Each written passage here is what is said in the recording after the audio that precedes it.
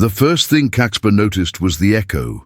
Voices bounced off the marble walls of the hotel lobby like trapped birds, sharp and nervous, too loud for such a beautiful place.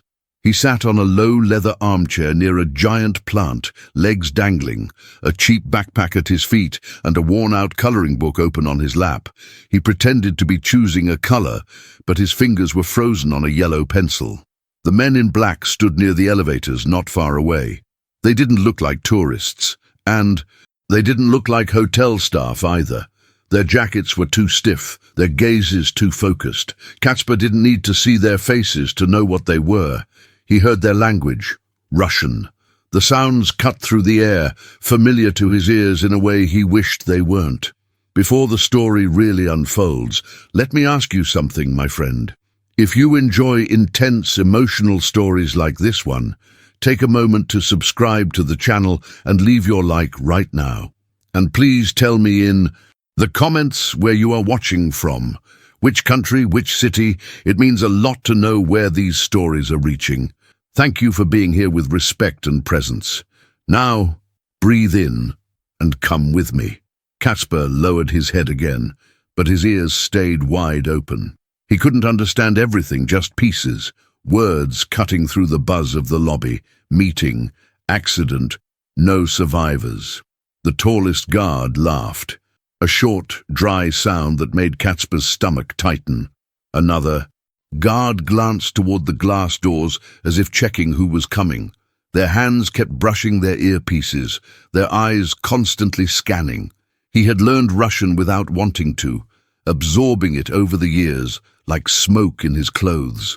Back then, it came from behind closed doors, from television reports nobody explained to him, from angry phone calls that went on late into the night. He still remembered a woman shouting in that same sharp rhythm, something about debts, something about disappearing. He remembered his mother crying after those calls. He remembered the day the calls stopped and his mother didn't come home. Caxper pressed the yellow pencil so hard that it snapped. The sound made him jump. A receptionist glanced at him and gave a polite smile, already turning back to her computer. To everyone else, he was just a quiet boy, waiting for someone. Maybe a guest's son, maybe a tourist. Nobody saw the way his shoulders shook under the too thin jacket. Nobody saw the look in his eyes when he heard the guard say the word target. One of the guards used a Russian word that meant green. The man in the green suit, Spanish, important. Another answered, he arrives at 10. We go upstairs. The meeting will be final. Caxper's heart started beating so fast he could feel it in his throat. 10. He looked up at the giant clock above the reception desk. 09:52. 8 minutes. 8 minutes until the meeting. 8 minutes until the man in the green suit walked straight into whatever these men were planning. 8 minutes to decide if he would stay quiet like he always had, or if this time he would do something. He swallowed hard and looked at his coloring book. On the open page, there was a drawing of a house with a small figure standing outside. He had colored the sky bright blue, the windows yellow, the grass too dark. He picked up the green pencil now, the one that matched what they'd said. Green suit, target, Spanish, important. His hand trembled. As he circled the tiny figure in the drawing with that color, what could a 9-year-old boy possibly do? He imagined walking up to the guards, telling them he understood them. He saw the way their faces would change, like doors slamming shut. Maybe they would drag him away. Maybe they would do worse. Fear crawled under his skin and settled in his bones. For a moment, he considered standing up and walking out of the hotel, disappearing into the city, pretending he had heard nothing. But then he remembered his mother's face the last time he saw her, exhausted, bruised by worry, hands shaking as she pushed him toward the neighbor who had agreed to take care of him for a while. He remembered her whisper, "When you hear that language, Caxper, stay away. Those men, they ruin everything they touch." She hadn't come back after that. The neighbor disappeared too. Somehow, in a chain of adults failing him, he had ended up here, in a foreign hotel, with a foreign passport, alone. Maybe he thought if he warned someone this time, it would be different. Maybe this time the bad thing didn't have to happen. The revolving glass door at the entrance turned with a soft hiss. A man stepped inside, tall and elegant, his presence somehow shifting the air around him. His hair was silver at the temples, his expression serious but calm. Over his crisp white shirt, he wore a perfectly tailored suit, and the suit was unmistakably green. Not bright or loud, but deep, expensive, the color of polished stone. The guards straightened almost imperceptibly. Their eyes sharpened, their posture changed. One of them murmured into his sleeve. Kacper saw it all as if the air had turned to glass, and time had slowed. 10 o'clock had arrived. The man in the green suit, Don Esteban, though Kacper didn't know his name yet, paused for a brief second to adjust his cufflinks.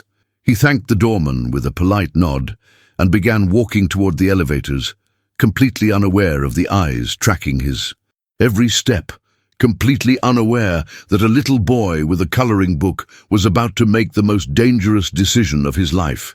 Kacper's legs moved before his brain caught up. He slid off the armchair, clutched the coloring book to his chest, and started walking and then running across the polished floor. His shoes squeaked softly with each step. One of the receptionists looked up, mildly annoyed. The guards tensed, their hands twitching again near their earpieces. "Sir!" Kacper's voice came, out too small at first. His throat was dry. He cleared it and tried again, louder.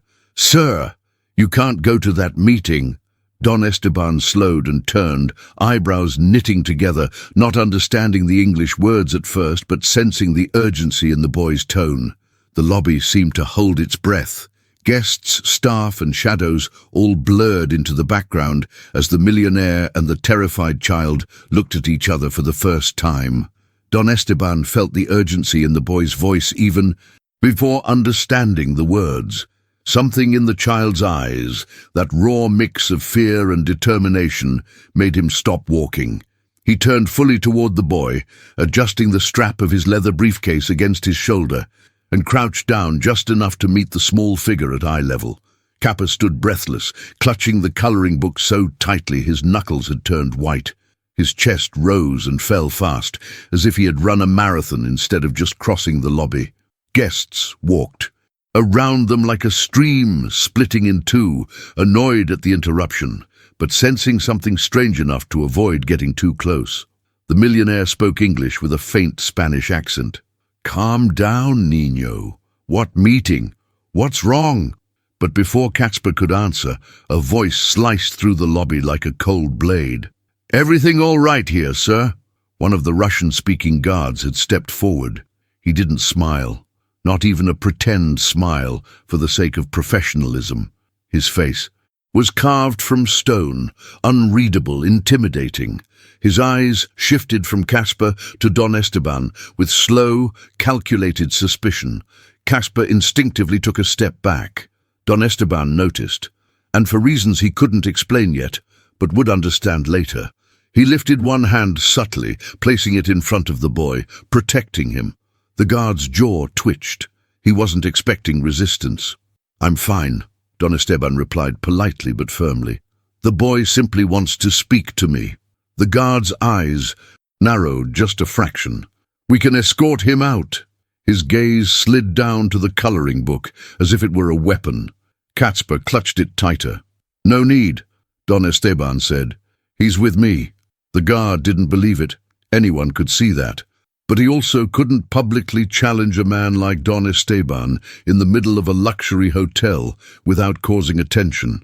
Attention was the last thing men like him wanted. So he stepped back slowly, but not far. He stayed close enough to hear every word, close enough to react if needed, close enough to make Kacper's throat tighten with terror.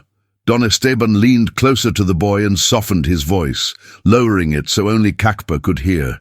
"Tell me, Niño, what meeting should I not go to?" Kacper hesitated. His small fingers shook as he opened the coloring book. Pages filled with scribbles and bright colors flipped until he reached the one he had marked earlier, a green circle around a tiny drawn figure. He pointed at it. "This is you," he whispered. "Green suit." They were talking. They said the meeting is not safe. Don Esteban blinked. A warning from a child, based on a conversation he shouldn't even understand. The millionaire's logical mind wanted to dismiss it, but the boy's fear wasn't the kind that could be faked. It was too pure, too real. "You speak Russian?" Don Esteban murmured, keeping his face still. "Not everything, but enough." The boy swallowed. "They said no survivors." A chill crawled slowly down Don Esteban's spine. Behind them, the guard shifted, pretending to check his sleeve, but really leaning just slightly closer. Eavesdropping. Don Esteban noticed. "Walk with me," he said suddenly, placing a gentle hand on the boy's shoulder. "Let's talk somewhere quieter." Kakpa nodded quickly. They walked together across the lobby, passing polished marble floors that reflected their steps like mirrors. Around them, the hotel pulsed with its usual life. Tourists laughing, suitcases rolling, a pianist testing keys in the far corner, yet everything felt wrong, distorted, like a painting tilted just a little off the nail. The guards followed from a distance of 5-6 steps, close enough to intervene but trying to appear casual. Don Esteban leaned down again while they walked. "What exactly did you hear?" he whispered. Caxpa's voice came out thin. "They said your name. Esteban Delgado." He pronounced it with a soft Polish accent. "They said the meeting is upstairs, and that someone is waiting, someone very bad." Don Esteban's jaw tightened. Delgado, the name he hadn't used since before his wife's death, the name connected to business he had walked away from, the name only certain people still used. His pulse quickened. "Are you sure?" he asked. Casper nodded. Then, almost as if the universe wanted to confirm the boy's fears, a small click echoed behind them. Not loud, not dramatic, but sharp enough to snap both of them to attention. One of the guards had touched the safety strap of his earpiece receiver. A signal, a message. Something had changed. Don Esteban made a fast decision. He took Casper's small hand. "Come with me, now." Their pace quickened. Not quite running, but almost. Casper didn't look back. He didn't need to. He felt the presence behind them. He felt the way danger moved, like a shadow attached to their heels. They reached a hallway near the conference rooms, quieter, carpeted, lined with tall lamps and abstract art. Don Esteban stopped and crouched again, his face much more serious now. "Niño, if you know something important, you must tell me everything. If someone is in danger, if I am in danger, you must be brave. Can you do that?" Casper nodded so fast his hair bounced. But before he could speak, footsteps echoed behind them, heavy, fast, approaching. Don Esteban turned sharply. The guards had followed, and this time they were not pretending to be discreet. The footsteps grew louder, heavy, synchronized, purposeful, not rushed, but definitely not casual. The kind of walk men use when they want their presence to be known, when they want someone to feel surrounded. Don Esteban stood up slowly, placing himself instinctively in front of Casper. The boy stepped back, pressing the coloring book against his chest like a small shield. His breath hitched, and he could already taste that same metallic fear he felt the day everything in his life went wrong. 3 guards rounded the corner. Not 2, not 1, 3. Their formation was subtle, but Esteban saw it immediately. 2 spreading slightly, 1 staying center. A triangle, a containment pattern. "Sir," the tallest one said, the same guard from earlier. His voice was low, controlled, carrying a strange politeness that made it more threatening, not less. "We notice the boy is disturbing you. We can escort him out." "He isn't disturbing me," Esteban replied. "I said he's with me." A tense silence. The second guard stepped forward. His accent was thicker, the vowels harder. "He is not a hotel guest. We were informed he entered alone. For your safety." "For my safety?" Esteban arched an eyebrow, letting the words hang. The guard hesitated. A mistake. Guards trained for diplomacy do not hesitate. Men who operate under orders from darker places hesitate when improvisation becomes necessary. Esteban saw it, and he understood what it meant. These men weren't regular hotel security. They were something else. Behind him, Casper pulled lightly on the back of Esteban's jacket, whispering without sound, his lips forming one word: danger. The guard noticed the movement. His eyes sharpened. And that was when Esteban made the smallest motion, subtle but enough. He stepped 1 foot backward, just enough to shield the boy completely. A second silence fell, sharp, loaded. The third guard broke it. "Mr. Delgado," he said, using the old name again. "Your meeting upstairs is waiting. We were instructed to escort you." Esteban's stomach turned. He hadn't been called Delgado in years. Only people from a certain world still used it, people from his past, and from his wife's past. "Who instructed you?" he asked. All 3 guards smiled, not kindly. "We're only following orders." Casper felt every hair on his arms rise. The tall one took a step forward. "Come, sir, it is time." Esteban didn't move. Neither did Casper. So the guard leaned in, just enough for Esteban to smell the cold scent of gun oil lingering on his gloves. "That boy," the guard murmured softly, "should not be involved in this." Casper's breath caught. He clutched the coloring book tighter. He wanted to run, but his legs wouldn't listen. Then the guard added, even softer, "He hears things he shouldn't." A tremor shot through Casper's body. Esteban's voice dropped to a dangerous, controlled whisper. "You will not touch this child." Another step forward, another shift of posture. The walls of the hallway seemed to close in. "Mr. Delgado," the tallest guard said, "you are coming with us." Esteban did something unexpected. He smiled, a slow, sharp, confident smile, the kind that made all 3 guards briefly reassess him. The kind that reminded them that a millionaire didn't become a millionaire by being naive. "You want me to believe," he said calmly, "that the hotel arranged 3 men like you to escort me? Without badges? Without identification? Without even knowing the code word my assistant agreed on?" The guard stiffened. He had them. "You're not hotel security," Esteban continued. "You're not corporate security." His voice hardened. "And you're certainly not men I will follow anywhere." The tension snapped like a wire pulled too tight. The tallest guard's hand twitched toward his earpiece. A signal, a command, a decision. Esteban reacted instantly. With one swift motion, he grabbed Casper's hand. "Run!" The boy didn't hesitate this time. They sprinted down the hallway, the guards shouting orders behind them, their boots pounding. Against the carpeted floor, the luxurious lamps lining the walls blurred into streaks of gold as they ran past, the hotel's soft music drowned by the thunder of pursuit.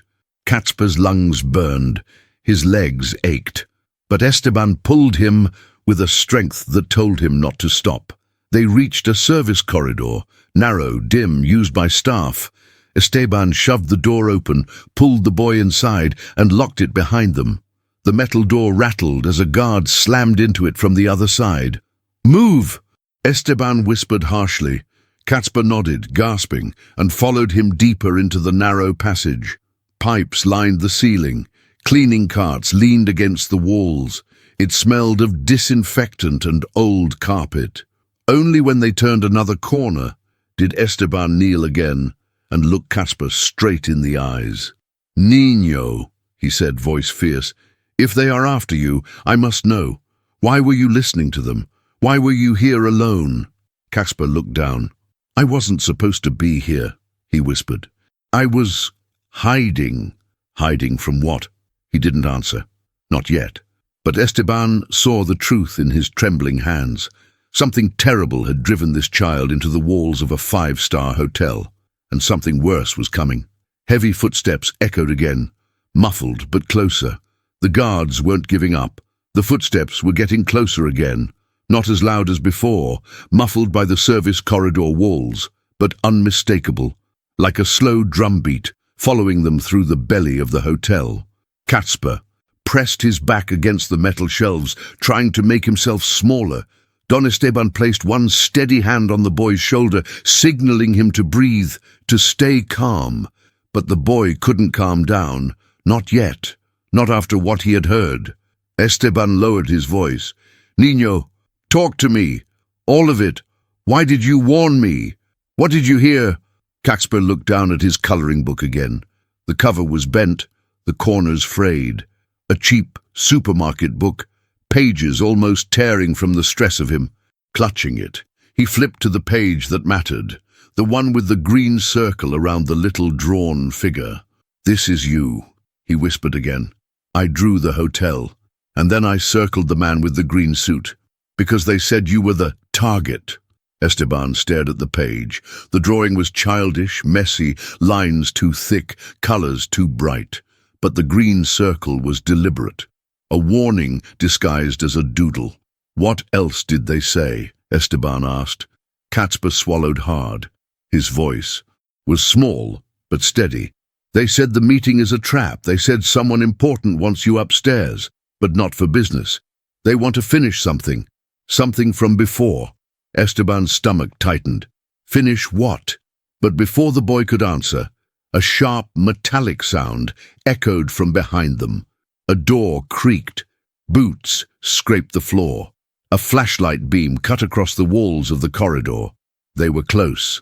Esteban grabbed the boy's hand again and moved deeper into the service tunnels, turning left at the intersection, then right, taking paths only a hotel staff member would know by instinct.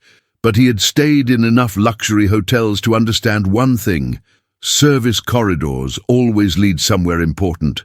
Laundry, kitchens, security rooms, private exits. He just needed one door, one unlocked door. "Sir," Kappa whispered, breath shaking, "I didn't just hear them, I wrote it down." Esteban stopped walking. "You what?" Kappa hesitated, then opened the coloring book to another page, one filled with messy drawings, arrows, scribbles, symbols that made no sense, unless you knew where they came from. "These are their words," he said softly. "I didn't want to forget. I drew them while they were talking." Esteban took the book and flipped through the pages. There were broken phrases from their language, written the way they sounded to a child. Words that meant fourth floor. No witnesses. Delgado doesn't leave. His blood ran cold. They weren't even trying to hide it. He looked at Caxper, really looked, and saw something he hadn't noticed before. The intelligence hiding beneath the fear, the way the boy observed everything, memorized details, turned sounds into drawings. "You're smart," Esteban whispered. "Smarter than most adults I've met." Caxper didn't react. He wasn't used to compliments. His shoulders stayed stiff, ready to flinch. "Why were you listening to them, Niño? Why were you here?" Caxper finally spoke the truth, or one small piece of it. "I didn't have anywhere else to go." Esteban felt a sharp tug in his chest, but before he could press further, a loud thud echoed behind them, a door forced open. The guards were in the service corridor now. "Caxper, move!" They ran again. Their footsteps echoed through the hallways, bouncing off pipes and storage crates. Esteban wasn't a young man, but adrenaline made his legs stronger, faster. Caxper struggled to keep up, his little feet slapping the floor, but Esteban held his hand firm. They reached a metal stairwell door. Esteban pushed it open, but the echo of voices from below froze him. Guards. More of them. Not just the three.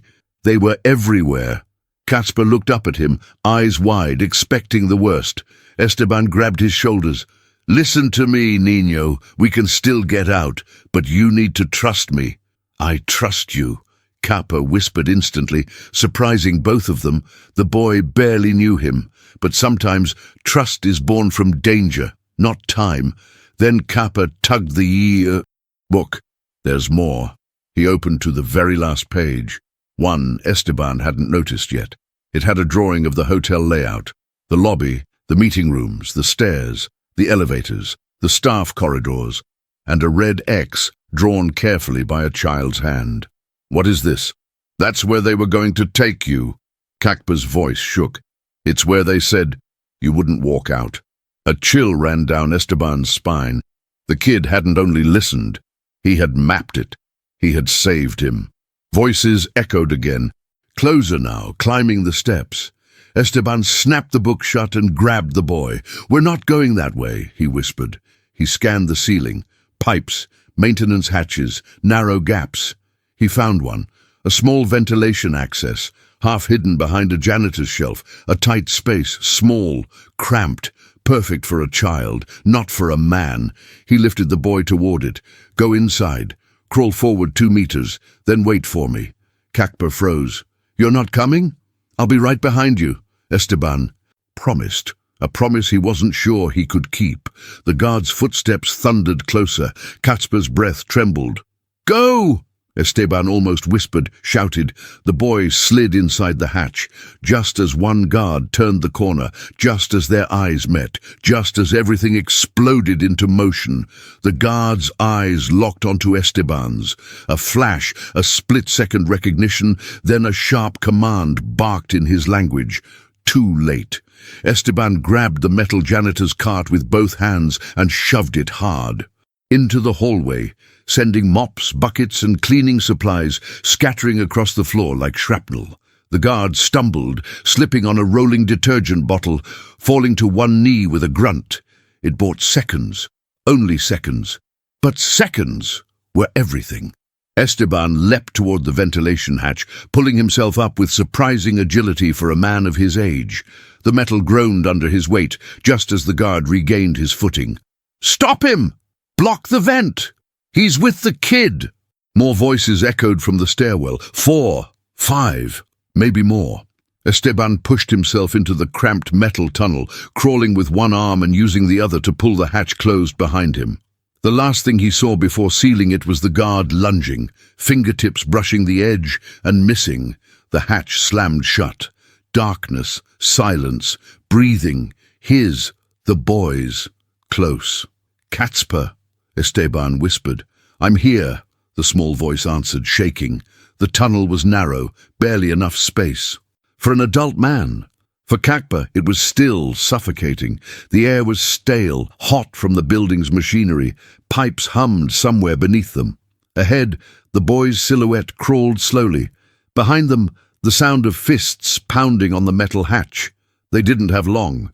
"Keep going," Esteban whispered. "We need distance." Katzpa nodded. Esteban could hear it rather than see it, and moved forward. The coloring book was tucked under his shirt now, held tight against his chest, as if losing. It meant losing the only truth he had. They crawled for several meters until the tunnel widened slightly near a maintenance junction, a space barely big enough for them to sit. Esteban motioned for them to stop. They needed to breathe. Think. "Casper," he whispered, "I need you to tell me the truth now, everything. How did you get here? Why were you in this hotel? How did you know that language?" The boy hugged his knees, trembling in the dim metallic echo. "I wasn't supposed to be here." "He," said finally, "I came looking for someone." "Who?" The child's voice cracked. "My mother." Esteban froze. He hadn't expected that. Katzpa rubbed his face with the back of his hand. "When she disappeared, the police said she probably left, but she wouldn't leave me. Never. I waited. Days. Weeks. I stayed with a neighbor, but he wasn't nice." The boy's hands trembled as he picked at a thread on his sleeve. "One day he told me to leave, that there was no more food. He dropped me near a train station and said, 'Find your own way.' I was 7. Esteban closed his eyes, failing to imagine a child that small, left alone like that. "I went to a shelter," Katzpa continued, "but bad people came there sometimes. Men who said they were looking for workers. Kids disappeared. So I ran again. God. The world had been cruel to this boy long before today." "How did you end up in this hotel?" Esteban asked gently. Katzpa took a shaky breath. "I followed a woman who looked like my mother. Same hair, same jacket. I thought, maybe—" His voice broke, but it wasn't her. She was a cleaner. She brought me to the back entrance and said I could wait inside where it was warm, just for a night. I slept in the laundry room. Nobody noticed." Esteban felt his heart tighten. "And the language. he asked softly. Caspar nodded slowly.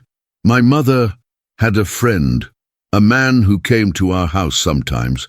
He spoke that language. He yelled a lot. He talked on the phone about deals and money. I listened. I didn't want to, but the walls were thin. I learned the words. Esteban's expression darkened. He knew exactly what type of man the boy meant. I heard the guards yesterday, Caspar continued, talking in the hallway. They were arguing. One said, "If the Spanish man comes, it ends."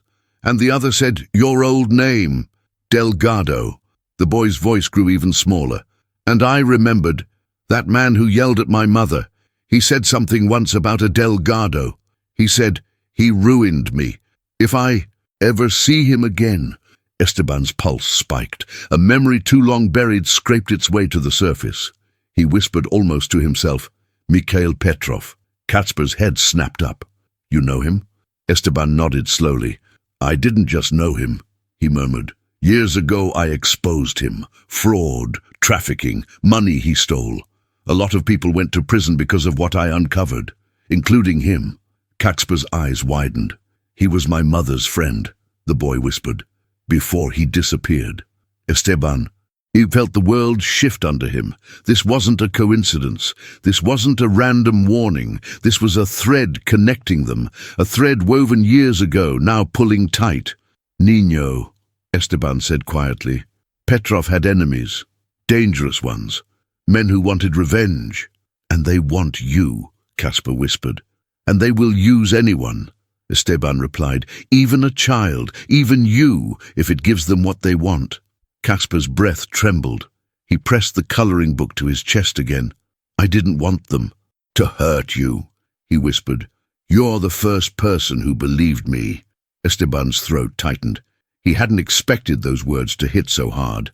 Behind them, metal groaned. Voices echoed. The guards had found another access point. "Stay close," Esteban whispered, grabbing the boy's hand. "We're not done. Not even close." The metal above them vibrated with a low, angry hum. Not from machinery, but from boots. Multiple boots. They were walking on top of the ventilation system now, searching, listening, tracking. Esteban tightened his grip on Caspar's small hand. "Quiet now, Niño. No matter what you hear, don't speak." Caspar nodded, but his breathing came fast, uneven. The tunnel air was hot and stale, carrying the faint scent of metal and dust. Each vibration in the duct felt like a heartbeat, too close, too dangerous. A muffled voice echoed above them in that harsh language. "Found the kid's entry point. He didn't get far. The Delgado man is with him. If they reach the kitchens, block the exits." Kitchens, exits, they knew every inch of the hotel. Esteban whispered, "We move now, slowly, no noise." They crawled forward, turning left at a narrow junction, then right.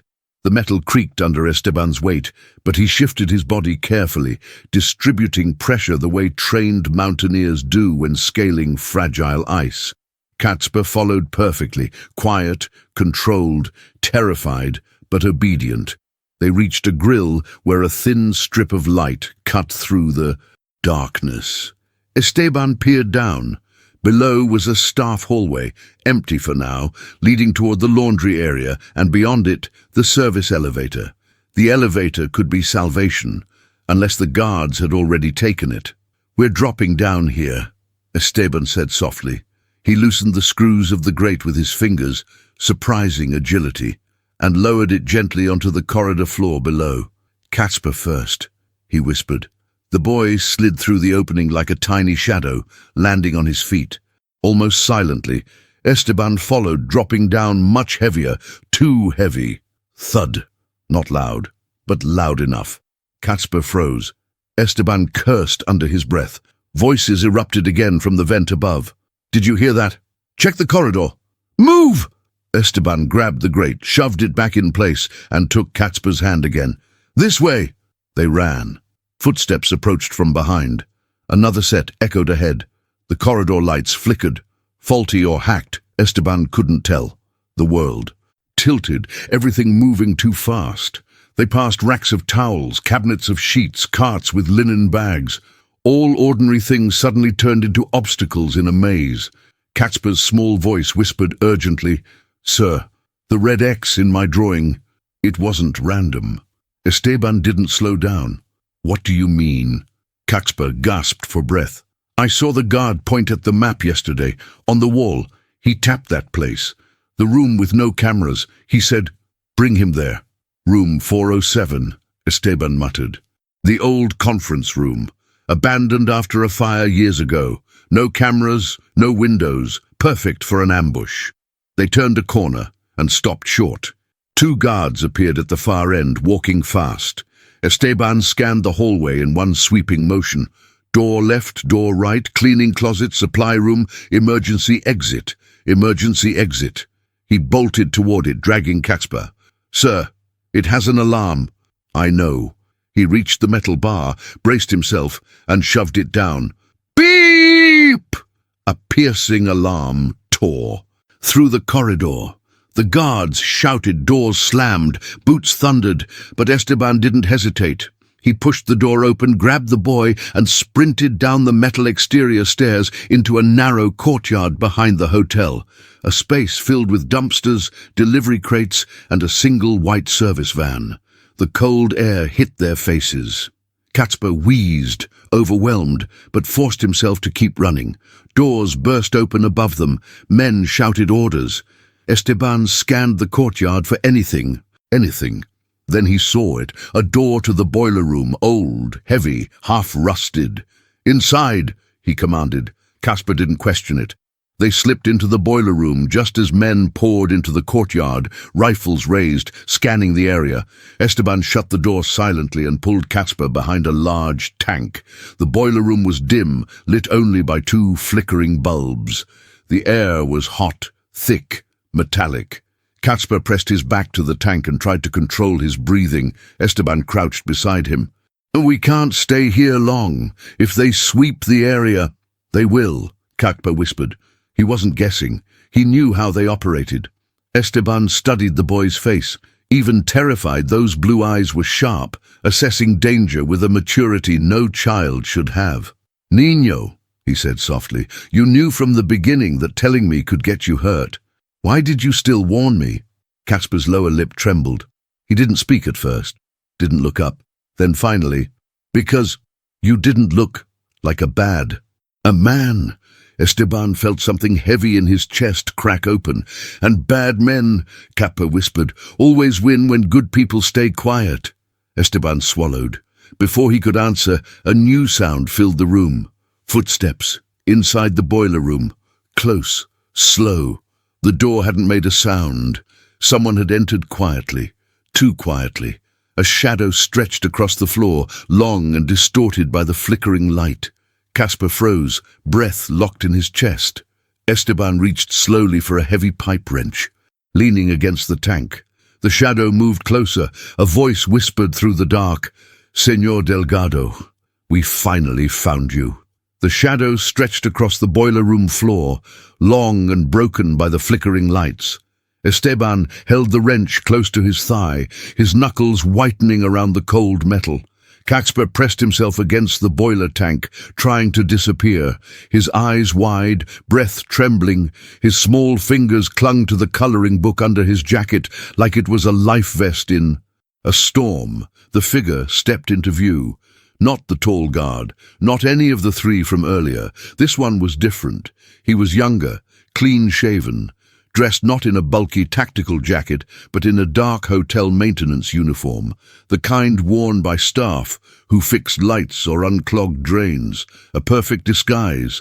Only the hardness in his eyes betrayed him. "Señor Delgado," he said again, voice smooth but empty, "you led us on quite a chase." Esteban didn't move. "Stay back." The man didn't laugh, but tilted his head slightly, amused. "You act as if you have a choice." He took another step. Catsper whimpered, a tiny sound, but enough for the man's eyes to snap to him. "So, the little spy." His lips curled. "We've been looking for you." Esteban stepped in front of Catsper immediately, body tense, the wrench hidden behind his leg. "You will not touch him," he said, voice low, dangerous. The man's eyebrow lifted slightly. You really don't know what this boy is, do you? Caxpa's breath hitched. Esteban didn't look back, but he felt the boy's fear ripple like a tremor. Come out, the man said, taking another step. Both of you, quietly. There's no need for noise. Esteban didn't move. He kept his weight balanced, his muscles ready. I'm walking out, he said slowly. With the boy, not to your meeting, not upstairs, and not with you.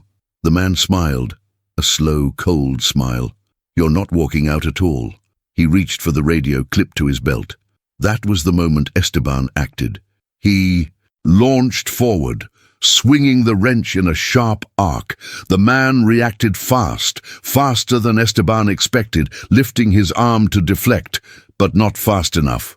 The wrench clipped his forearm with a brutal thud, knocking the radio from his hand and sending it skidding across the floor. The man hissed in pain and staggered back. For the first time, his eyes showed something real, anger. You're going to regret that, he growled. He rushed forward. Esteban shoved a cleaning bin into his path, buying a second. The man tripped but didn't fall. He was trained, steady, viciously agile. He recovered instantly and grabbed Esteban by the collar, slamming him against the boiler tank. The metal rang loudly. Caxpa screamed. "Run, Niño!" Esteban barked, but the boy didn't run. He froze, torn between fear and instinct, until the man turned toward him, eyes glinting. "You!" he snarled. "Come here!" That broke the paralysis. Caxpa bolted toward the back of the room, weaving between pipes and machinery. His small body disappeared behind a maze of tanks and metal shadows. The man lunged to follow, but Esteban grabbed him by the shoulder, pulling him back. The blow cost him. The man struck Esteban hard across the face. Pain exploded behind his eye. He staggered but stayed standing. "You should have gone to the meeting," the man spat. "It would have been easier." Esteban forced a smirk through the blood on his lip. "I don't do easy." The man charged. Faster, angrier, but this time Esteban ducked under the swing, grabbed the back of the man's uniform, and used his momentum against him. The man stumbled forward into a stack of metal crates, crashing loudly. Metal clanged, pipes rattled, tools fell to the floor. Silence for a beat. Then a slow laugh came from the debris pile. "You think you can stop any of us?" the man asked, pushing himself up. "The general wants you alive, but for him, the boy is even more valuable." Esteban stiffened. The general, a name he hadn't heard. A new piece on the board. "General who?" Esteban demanded, but the man only grinned, wiping blood from the corner of his mouth. "He has plans for the boy." Before Esteban could respond, a blast of cold air swept into the room. The door was opening again. Another guard entered. Then another, at least 3. They filled the doorway like a wall of muscle and menace. Esteban's pulse roared in his ears. Outnumbered, cornered, no weapons left. "Caxpa," he whispered sharply. "Stay hidden!" First guard lifted a hand. "It's over, Delgado." The second shifted his stance. The third reached for his side.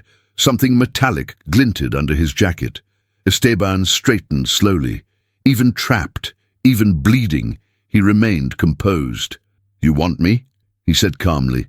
"Then let the boy go." The leader shook his head. "The boy stays." Behind Esteban, a small shadow moved. Quietly, bravely. Caxpa had slipped behind a metal support beam, holding something. The fallen radio. His hands shook, but his jaw was tight with determination. "Sir," he whispered, voice barely audible, I can do something." The guard stepped closer. The boy's finger hovered over the radio button. He knew exactly what channel it connected to. He knew exactly what voice he needed to reach. "Don't," Esteban murmured. But it was too late. Caxpa pressed the button and whispered a short code phrase in that harsh language. The words meant, "Operation aborted. Level 3 is sealed." The effect was instant. The guards froze. Not hesitated, not slowed, froze. their faces drained of color, eyes widening in a rare expression of shock. Even the man Esteban had fought, bruised, angry, breathing hard, stiffened like someone had hit a switch inside his skull. Casper held the radio with both trembling hands. His voice had been small, whisper soft, but the phrase he spoke carried the weight of a detonator. Operation aborted. Level 3 is sealed. Impossible words coming from a child. For a moment, the boiler room was dead silent except for the hum of machinery. Then chaos cracked the stillness. 2 guards instinctively grabbed their radios. The third stepped back, muttering rapidly. The injured one glared at Casper like he was seeing a ghost. "What did you say?" he barked, stepping toward the boy. Esteban moved in front of him instantly. "You heard him," Esteban said. "Whatever he said, he knows your code." The guard's jaw tightened. "That is classified. Only 7 people know that level." Esteban's smirk was sharp. "Looks like there are 8 now." They didn't find it funny. One guard started speaking quickly into his radio. Only static answered. His face paled. "No response. Channel compromised. Fall back. Fall back." That meant retreat. Esteban's pulse spiked with hope. But the leader, bruised forearm, blood at his lip, stepped forward again. He was the most dangerous one. He didn't fear broken protocol or chain of command. He only feared the general, and the general wanted the boy. "No," he said coldly. "We take them both, now." He lunged. Esteban shoved Casper behind the boiler tank. "Run, Niño, go!" But the boy didn't move. A quiet sob escaped him, not of fear, but fury. He whispered, "I know more codes." That stopped the man mid-lunge. His eyes narrowed. "You lie!" Casper swallowed, tears trembling at the bottom of his lashes. "I heard them all. I wrote them. I remember everything." He clutched the coloring book like a weapon. The man's composure cracked for real. This time, Esteban seized the moment, grabbing a loose chain hanging from the ceiling and swinging it like a whip. The metal links struck the man's face. He howled, clutching his eye, stumbling backward. The second guard tried to intercept. Esteban slammed him with the boiler room door, forcing it shut and locking him outside. But the third guard caught Esteban from behind, pulling him into a chokehold. Casper cried out, "No!" The guard squeezed. Esteban's breath strangled in his throat. His vision blurred.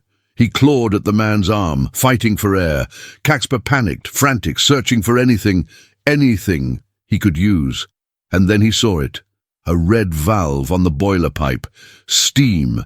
Dangerous, hot enough to burn skin.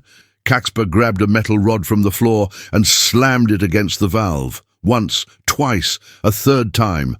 A violent burst of steam hissed out, filling the air with burning heat. The guard choking Esteban jerked back, screaming as steam hit his arm. His grip loosened just long enough for Esteban to break free. He coughed, gasped for breath, then grabbed the guard and shoved him into the metal railing. The guard dropped. The injured man staggered up again, furious, wiping steam burns from his skin. "You little—" He lunged for Casper, but Esteban was faster. He slammed the man against the wall, pinning him. The man spat blood and hissed in his face. "You have no idea who the boy is." Esteban's voice dropped to a growl. "Then tell me." "He was never just a witness," the man whispered. "The general wants him because he—" A sharp crack cut him off. A gunshot. The boiler room door exploded inward. 3 more guards stormed in, fully armed. "Down!" Esteban grabbed Casper and pulled him behind the tank again, as bullets ricocheted off metal. Pipes burst, steam filled the room, alarms wailed. "Take the boy alive!" one guard shouted. "The general says alive!" Casper's whole body shook. Esteban wrapped his arm around him, shielding him as sparks flew overhead. "We need to move," Esteban whispered fiercely. "Now!" "How?" The boy trembled. Esteban pointed to a maintenance hatch near the floor, barely visible behind the boiler. "Through there." "It's too small," Casper whispered. "For you." I'll make it fit, Esteban said, forcing a smile. Bullets tore through the metal tank above them. Another pipe burst, shooting boiling water across the floor. Esteban lifted Kakpa. You go first. Crawl until the end. Don't look back. The boy nodded, tears streaking his dust-covered cheeks. I'm scared. I know, Esteban whispered, but you're brave. Braver than you know. Casper crawled into the hatch. Esteban turned back toward the guards, picking up anything he could use as a makeshift weapon. The broken chain, the metal rod, even the wrench from earlier. He looked like a man preparing to face an army, because he was. The guards advanced. Esteban struck the emergency shut-off lever, plunging the room into near darkness. And then he followed the boy into the hatch, seconds before the guards reached him. Behind them, gunshots echoed. Ahead of them, darkness waited. But for the first time, darkness meant freedom. The ventilation crawl space sloped downward into deeper darkness. The air tasted like dust and copper. Every scrape of Esteban's shoes echoed like thunder in the small metal tunnel. He pushed forward anyway, heart pounding, lungs burning. Casper, he whispered into the dark ahead. Keep moving. I'm right behind. You. I am, the boy whispered back, voice shaking. But where does this go? Somewhere safer than where we came from. He hoped that was true. Behind them, faint banging echoed through the boiler hatch as the guards tried to force their way in.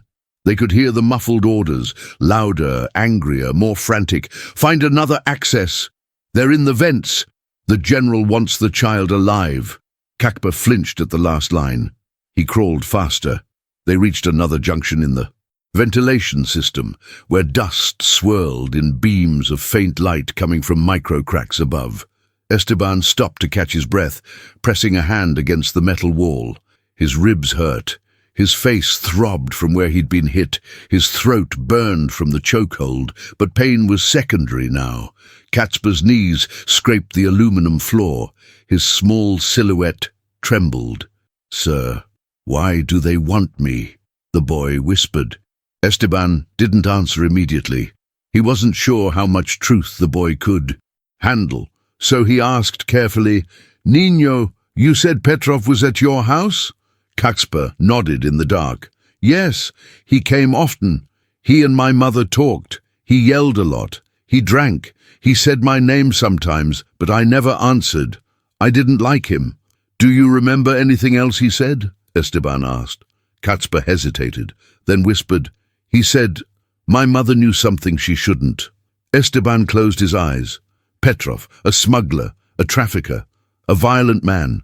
If Petrov's enemies believed Casper had inherited that knowledge or access to something Petrov left behind, the boy wasn't just a witness. He was a loose end, and loose ends are dangerous.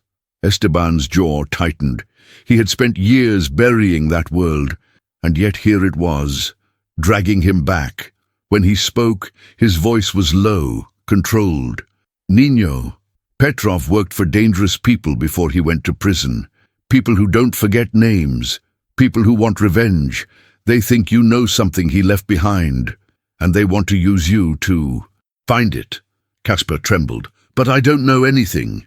It doesn't matter, Esteban said quietly. They think you do. The boy hugged the coloring book to his chest. So, they want me because of him. Esteban swallowed hard. No, Nino. They don't want you because of him. They want you, he exhaled slowly, because of me. Kappa turned, confused. Because of you. Esteban wasn't ready to tell him. Not yet. Not here. Not while surrounded by metal walls and danger on all sides. But he owed him something. Long ago, Esteban whispered, I made enemies. I exposed things. These men, they worked for those I exposed. They want revenge. They want me. And now they want any leverage they can get. He touched the boy's shoulder gently. That includes you. Casper lowered his head. So I ruined your life, he whispered. The words cut deeper than any knife. Esteban felt a jolt of shock. No, never think that. You saved my life. I would already be dead if you hadn't warned me. Casper didn't move. You believe me? He asked faintly. Si, Esteban said firmly. With my life. A faint smile flickered on the boy's face, but disappeared when metal clanged somewhere behind them. Closer now. They're coming, Catsper whispered. Esteban scanned the ventilation junction. 3 paths, left, narrow, angled upward. Center, larger, sloping downward. Right, smaller, ending in a maintenance grill. Catsper, Esteban said quietly, take the right path. The grill leads into a service room. We can hide and plan. Catsper obeyed instantly, crawling toward the faint square of light coming from the grate. Esteban followed, but slower. His ribs screamed in pain when a memory stabbed him unexpectedly, dragging him into the past he'd tried to bury. If you publish this, Delgado, you will not survive. Petrov's voice.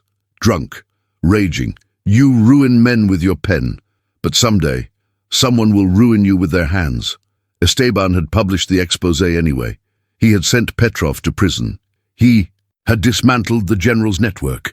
He had destroyed men with no conscience. And now, years later, those ghosts had returned in the form of armed guards and a trembling child. Sir, Catsper whispered, the grate. It's stuck. Esteban crawled forward, pushing aside his memories. He reached the boy, placed one hand on the metal grill, and forced it with all his weight. It popped open quietly. Go, he whispered. Catsper climbed out into a small service room, dusty, unused, filled with old hotel equipment. Esteban squeezed out after him, closing the grate behind them. For a moment, silence. Catsper sank to the floor, exhausted. Esteban knelt in front of him. We rest here for 1 minute, he whispered. Then we move. These men will not stop until they get what they want. What do they want? Catsper asked softly. Esteban exhaled. Me dead. The boy's throat tightened. And me? He whispered. Esteban met his eyes, steady, protective. You, Niño. They want alive. Catsper felt tears prick his eyes. Why? Esteban placed both hands on the boy's shoulders. Because you are the only witness, the only survivor, the only piece of truth left from Petrov's world. Catsper's face went pale. He understood now. Too much. Before either of them could say another word, a knock sounded on the service room door.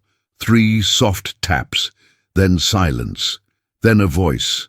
Senor Delgado, the general wants to speak to you. The knock on the service room door wasn't loud, but it felt like an explosion.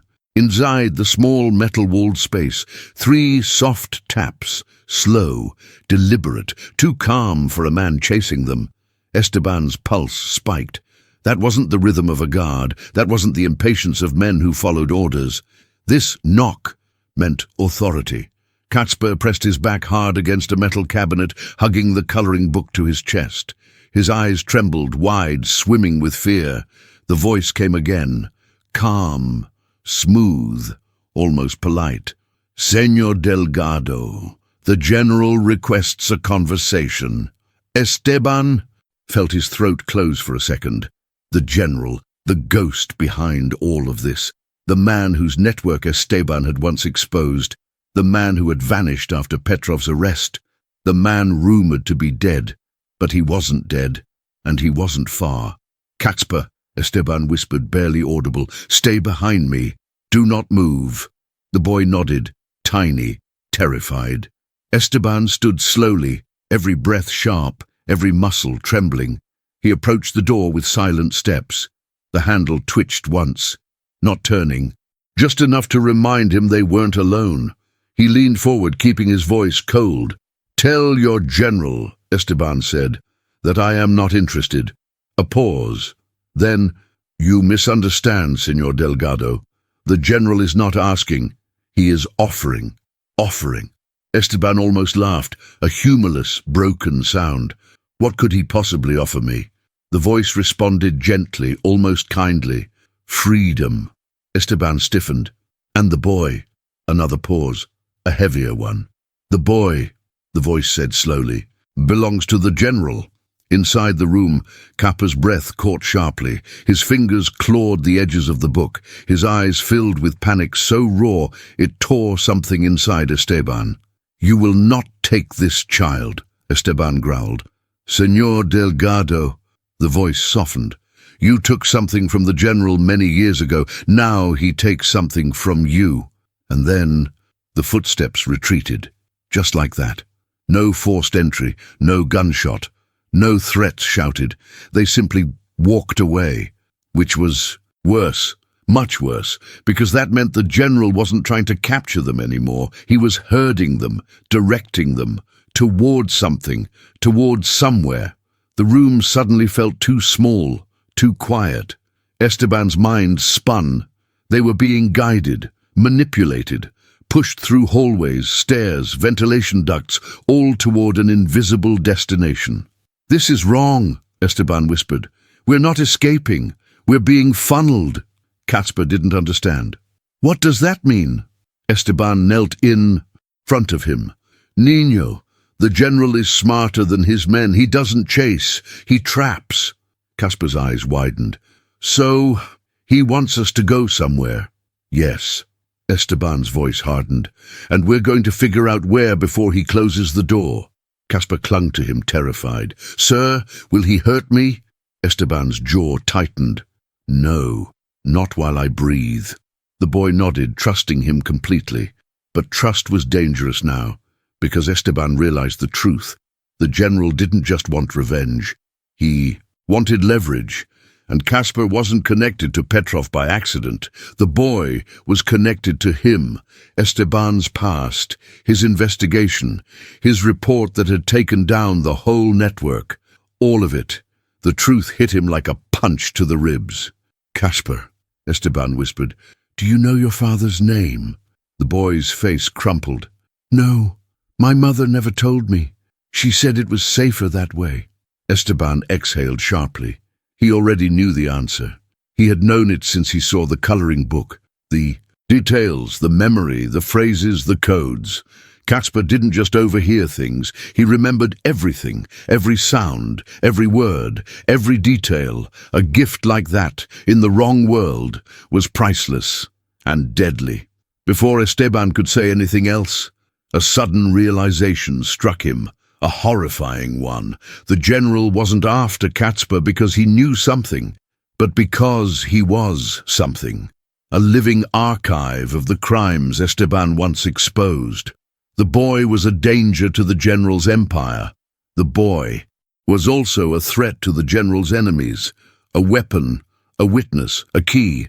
Esteban's heartbeat hammered. This child had been hunted since birth, and Esteban had led him straight into the trap. His voice broke slightly when he said, "Caspar, we're going to make a new plan, but I need you strong. Can you do that?" The boy nodded. "I trust you." The words were small, almost swallowed by the humming pipes and the thin, trembling air of the service room, but they hit Esteban like a weight. He didn't deserve that trust. Not yet. Not after dragging the boy deeper into a war he hadn't even chosen. Still, he squeezed Caspar's shoulder gently and stood up. "Then we move," he said. "Staying still is exactly what they want." He crossed the narrow room and reached for the opposite door, the one that led back into the hotel's forgotten arteries. His fingers hovered over the handle for a second, listening. Silence. Too much silence. He twisted the handle slowly and cracked the door open just enough to look through. A dim corridor stretched ahead, lit by a tired fluorescent bulb that flickered like it was hesitating between life and death. Old paint peeled from the walls. A housekeeping cart stood abandoned near the middle, a grey sheet hanging from it like a ghost. Empty, for now. "Stay close," he murmured. Caspar got to his feet, clutching the coloring book, and moved to his side. Esteban opened the door fully and stepped into the corridor, placing himself between the boy and whatever. Waited outside. "Which way?" Caspar whispered. Esteban glanced left, then right. Left led back toward the main staff zones, the laundry, the kitchens, the service elevator they'd nearly taken before. Right led deeper into the old part of the building, where the wallpaper changed and the air smelled different, forgotten. The general herds people, Esteban said quietly. He uses fear to push them where he wants. So we go where he doesn't expect? Kakpa asked, a tiny spark of strategy in that frightened voice. Exactly. They turned right. Each step echoed softly. Katzpa's sneakers squeaked against the worn tiles. Esteban forced his breathing to steady. Panic only fed mistakes. Mistakes fed the general. They passed a row of old storage doors with numbers faded by time. 03B, 03C, 03D. One hung slightly open, revealing dusty chairs and a broken lamp. Katzpa's eyes darted everywhere. What if the general is watching us? He whispered. Oh, he is, Esteban replied. But watching isn't the same as controlling, not yet. They turned another corner and stopped. At the far end of the corridor, leaning casually against the wall as if he had been waiting for hours, stood a man in a tailored dark suit. No tactical gear, no hotel uniform, no disguise, just power. He looked older than in Esteban's memories, deeper lines around his mouth, hair thinner at the temples, but the eyes were exactly the same. Cold, sharp, hungry. A slow smile spread across his face. Esteban Delgado, he said in accented English. You still run like you're 20. Beside Esteban, Katzpa's grip tightened painfully on the coloring book. He didn't know the man's name, but he recognized the kind of danger he was. Esteban's jaw tightened. Petrov! The name left his mouth like poison. Mikhail Petrov pushed himself off the wall with lazy elegance, as if this were a casual business meeting, not a hunt through a hotel. I heard you were getting old, Petrov said. But here you are, climbing through events, starting fires, hiding with children. Very impressive for a man who once destroyed my empire with a few careful words. Esteban stepped slightly in front of Katzpa, shielding him. I sent you to prison, he said. You were supposed to stay there. Petrov chuckled, a soft, dark sound. Men like me don't stay anywhere, Esteban. We adapt. We buy our freedom. We trade secrets. His eyes shifted, focusing on the boy. Or we trade people. Katzpa flinched. Esteban felt a slow, burning rage crawl up his spine. You stay away from him, he warned. Petrov's smile sharpened. Oh, but you don't understand. I've been looking for this boy for a long time. The hallway seemed to shrink. Katzpa's breath hitched. What do you want with him? Esteban asked.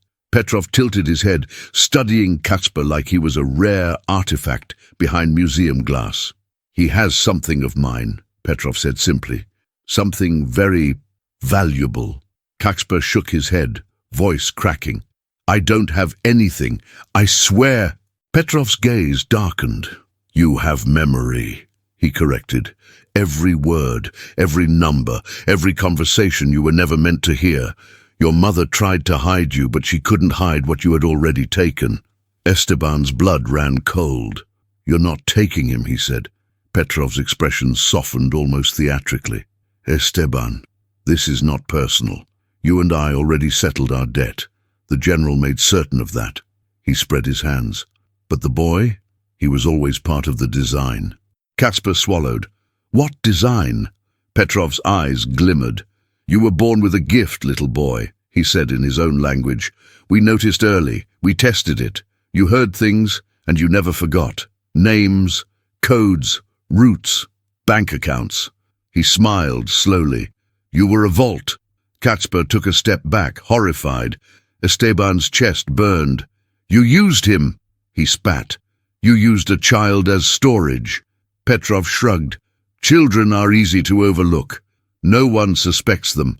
No one searches their pockets for passwords. His smile faded. But your mother didn't agree. She tried to disappear with him. She thought she could outsmart us.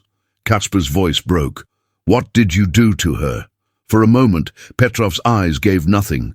Then coldly, she made choices. Choices have consequences. Katzpa's knees nearly buckled.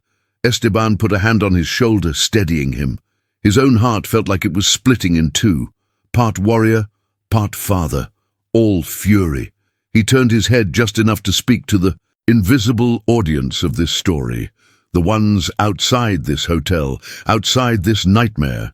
If you're still here with us in this moment, feeling the weight of what this boy is going through, please don't forget to like this video and subscribe.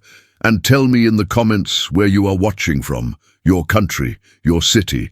It helps this story reach more hearts around the world. Thank you for staying with us. Now, let's go deeper. He looked back at Petrov. "You're not taking him," he repeated. A voice like a blade. Petrov's smile disappeared completely now. "The general disagrees," he said, "and his word here is law." He snapped his fingers once. From behind two side doors, guards stepped out, rifles lowered but ready, faces masked by professional calm. Katsper's whole body shook. Petrov spread his arms a little, like a host welcoming guests to a private show.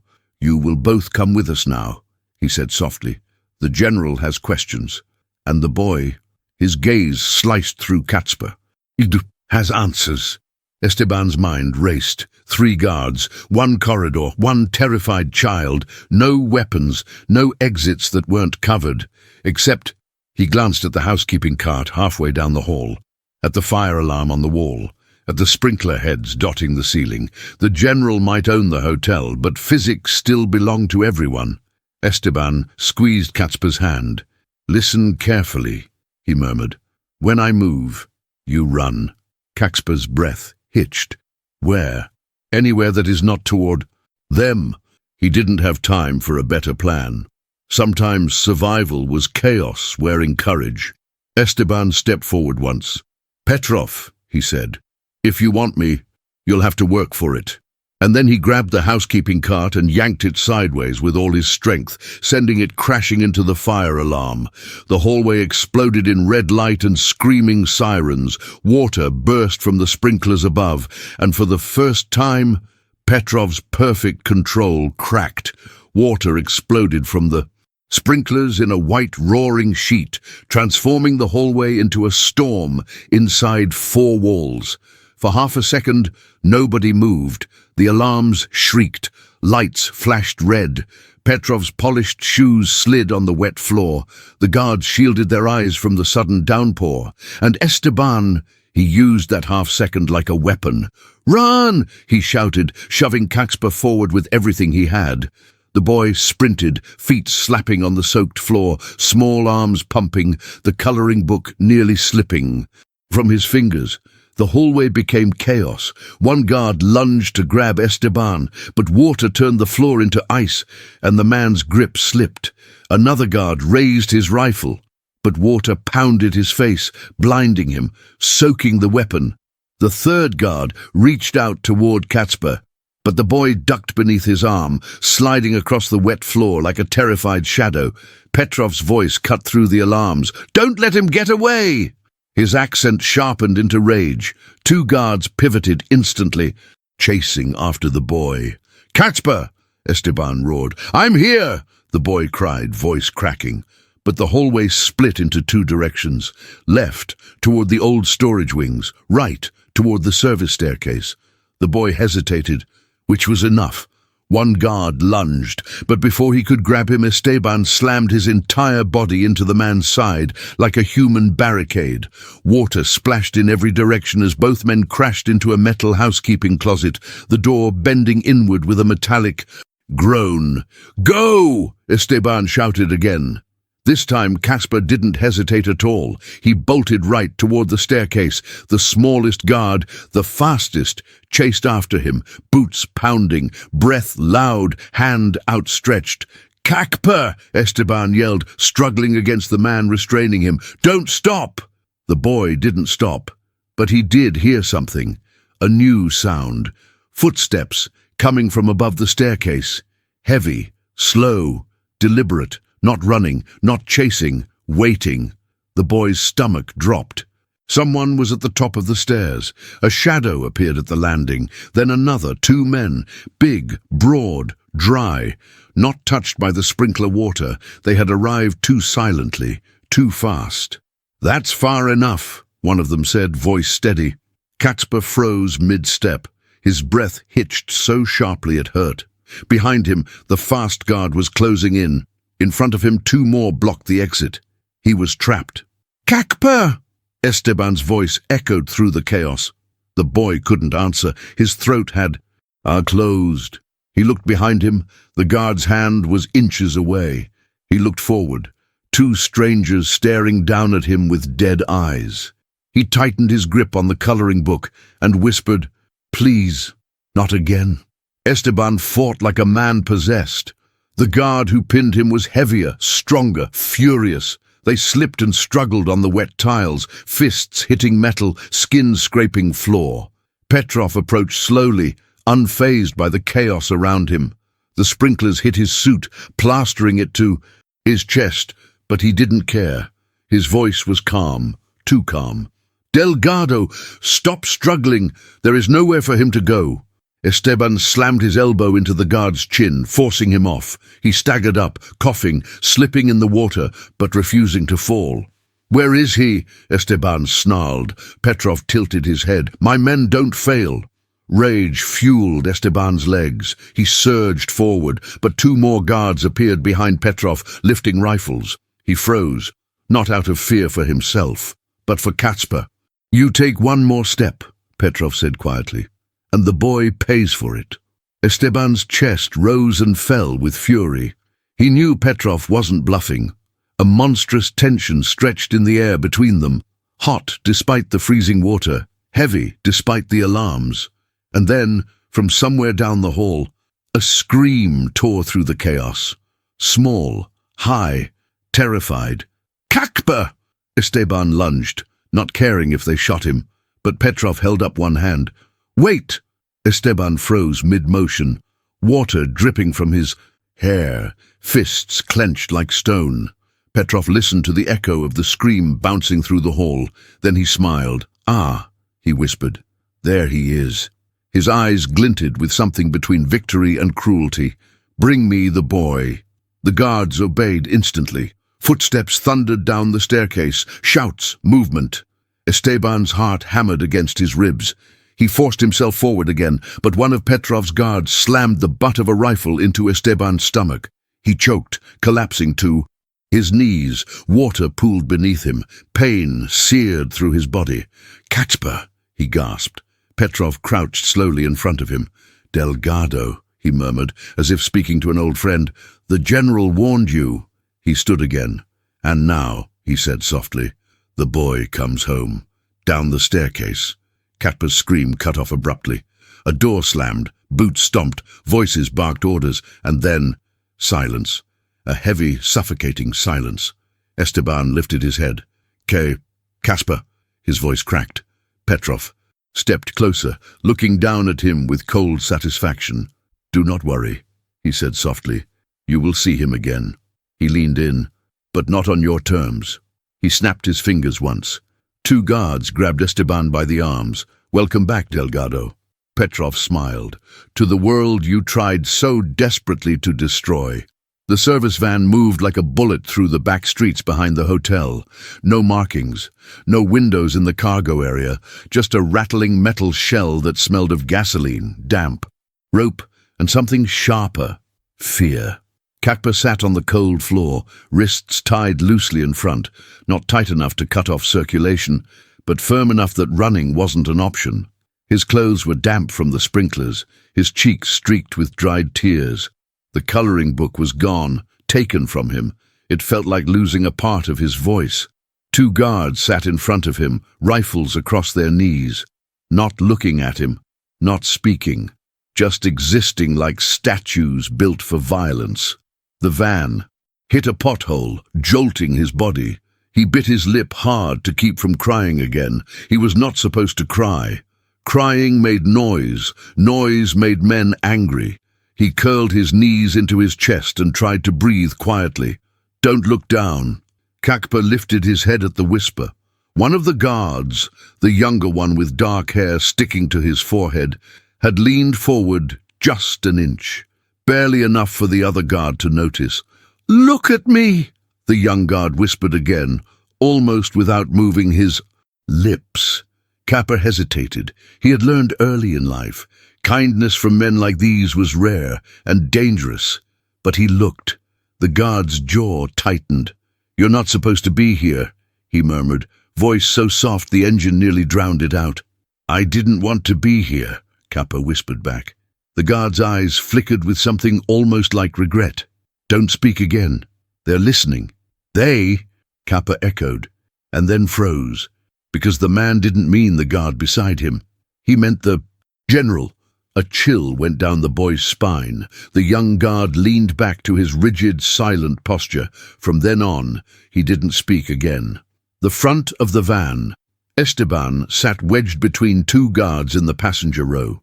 His hands were zip-tied behind him, his shirt sticking to the cuts on his ribs. Every time the van hit the smallest bump, Petrov sat across from him, watching him with calm amusement. Legs crossed, hands clean, suit smooth again, as if the sprinkler chaos had never happened. "You look tired, Esteban," Petrov said. "Age catches all of us." Esteban didn't answer. "You should have stayed in Spain," Petrov continued casually.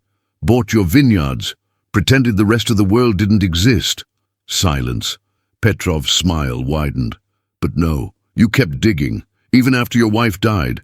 Even after your friends warned you." He tilted his head. "You were always predictable." That broke Esteban's silence.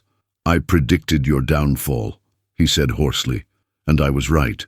Petrov's eyes sharpened. "You mistake temporary inconvenience for downfall. You were rotting in prison," Esteban spat. Petrov shrugged lightly. "Prison doors open for the right buyers." Esteban inhaled sharply, rage rising like fire. "You murdered innocent people. You trafficked children. You destroyed—" Petrov leaned forward, voice dropping into venomous softness. "And you think I will let you expose me again?" Esteban stared back, every muscle coiled. Petrov smiled slowly. "Delgado, you weren't the only one who built something valuable years ago." He exhaled, satisfied. "I built my own assets." His eyes gleamed. "That boy, he is one of them." Esteban's blood froze. "You used him." "I created him," Petrov corrected. "His mother was mine. His memory was mine. His purpose was mine." Esteban's voice cracked. "He's a child." "He's a vault," Petrov replied calmly. "A vault of secrets too dangerous to write on paper, too valuable to leave in the hands of fools." Esteban felt sick. "And after you take what you want from him," he whispered. "What then?" Petrov smoothed his cufflink. "Vaults are not meant to walk freely." A cold silence filled the van. Then Esteban said the one thing that made Petrov's expression finally falter. "You don't control him anymore." Petrov's jaw tightened. Esteban leaned in, eyes burning. "He chose me." Petrov's face darkened with a slow, dangerous calm, the kind that preceded violence. "He chose wrong." The van slowed, not abruptly, smoothly, professionally, rolling into some kind of underground entrance. Concrete swallowed the noise, lights hummed overhead. A garage, a private one, not a warehouse, not a factory, a building built for secrecy. The doors rolled shut behind them with a heavy metallic thump that echoed like a coffin lid closing. "Welcome," Petrov murmured, "to the general's house." The guards stood. Petrov gestured with a flick of two fingers. "Bring the boy." The van doors slid open.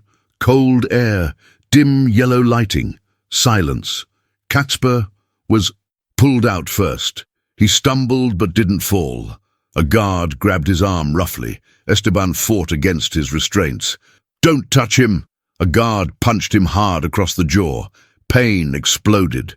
Blood filled his mouth. Petrov stepped out as if stepping onto a red carpet. "Kacper," he said calmly, "come here." The boy didn't move. Petrov's smile sharpened. "This is your last chance to be obedient. You know what happens to disobedient things." A tremor ran through Kacper's spine. Esteban saw it. The boy's shoulders collapsing inward, breath trembling, old trauma rising like a ghost behind his eyes. "No," Esteban growled. "Don't listen to him." Petrov ignored him. "Kacper." He said the boy's name with the familiarity of ownership. But Kacper took a step backward. Petrov's eyes narrowed. "Bring him," he ordered flatly. A guard yanked the boy forward, but the young guard, The one who had whispered to him moved, just a fraction, barely visible, but he stepped between the boy and the other guard for half a second. A small act, too small to be named rebellion, but big enough to earn a death sentence. Petrov's eyes snapped to him. "You!" The young guard froze, face draining of color. Petrov tilted his head. "You knew his mother." Not a question. A verdict. The young guard didn't speak. Petrov took one step toward him. "You," he repeated, "remembered her." The young guard swallowed. Then, "Yes." Petrov's expression didn't change. "She made choices. She disobeyed. And now, so do you." He stood. "Kill him," Kakpa gasped. "No!" A gun was raised, a trigger half pulled. Esteban's throat tore with a shout, "Stop!" But Petrov didn't look at either of them. He simply turned away, emotionless. As the gunshot exploded, the gunshot cracked through the underground garage like a lightning strike. Kakpa screamed, not loud, but with a sound so small and broken that it could split stone. The young guard staggered backward, clutching his side. Not dead, not yet.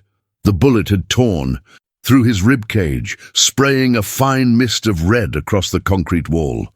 He dropped to his knees, not crying, not pleading, only breathing harder, as if each inhale fought against invisible hands crushing his lungs. Petrov didn't even turn around. "Remove him," he said. Two guards stepped forward. Katzper lunged instinctively, trying to reach the fallen man. But another guard grabbed the boy around the waist, lifting him off the ground like he weighed nothing. "No! Stop! Please!" Katzper's voice cracked, thin, frantic, trembling. Esteban roared from where he was held. "Let the boy go!" Two guards pinned him tighter, forcing him to his knees. Zip ties cut deeper into his wrists as he fought like a wild animal, slipping on blood and water on the concrete floor. Petrov finally turned, eyes glinting with contempt.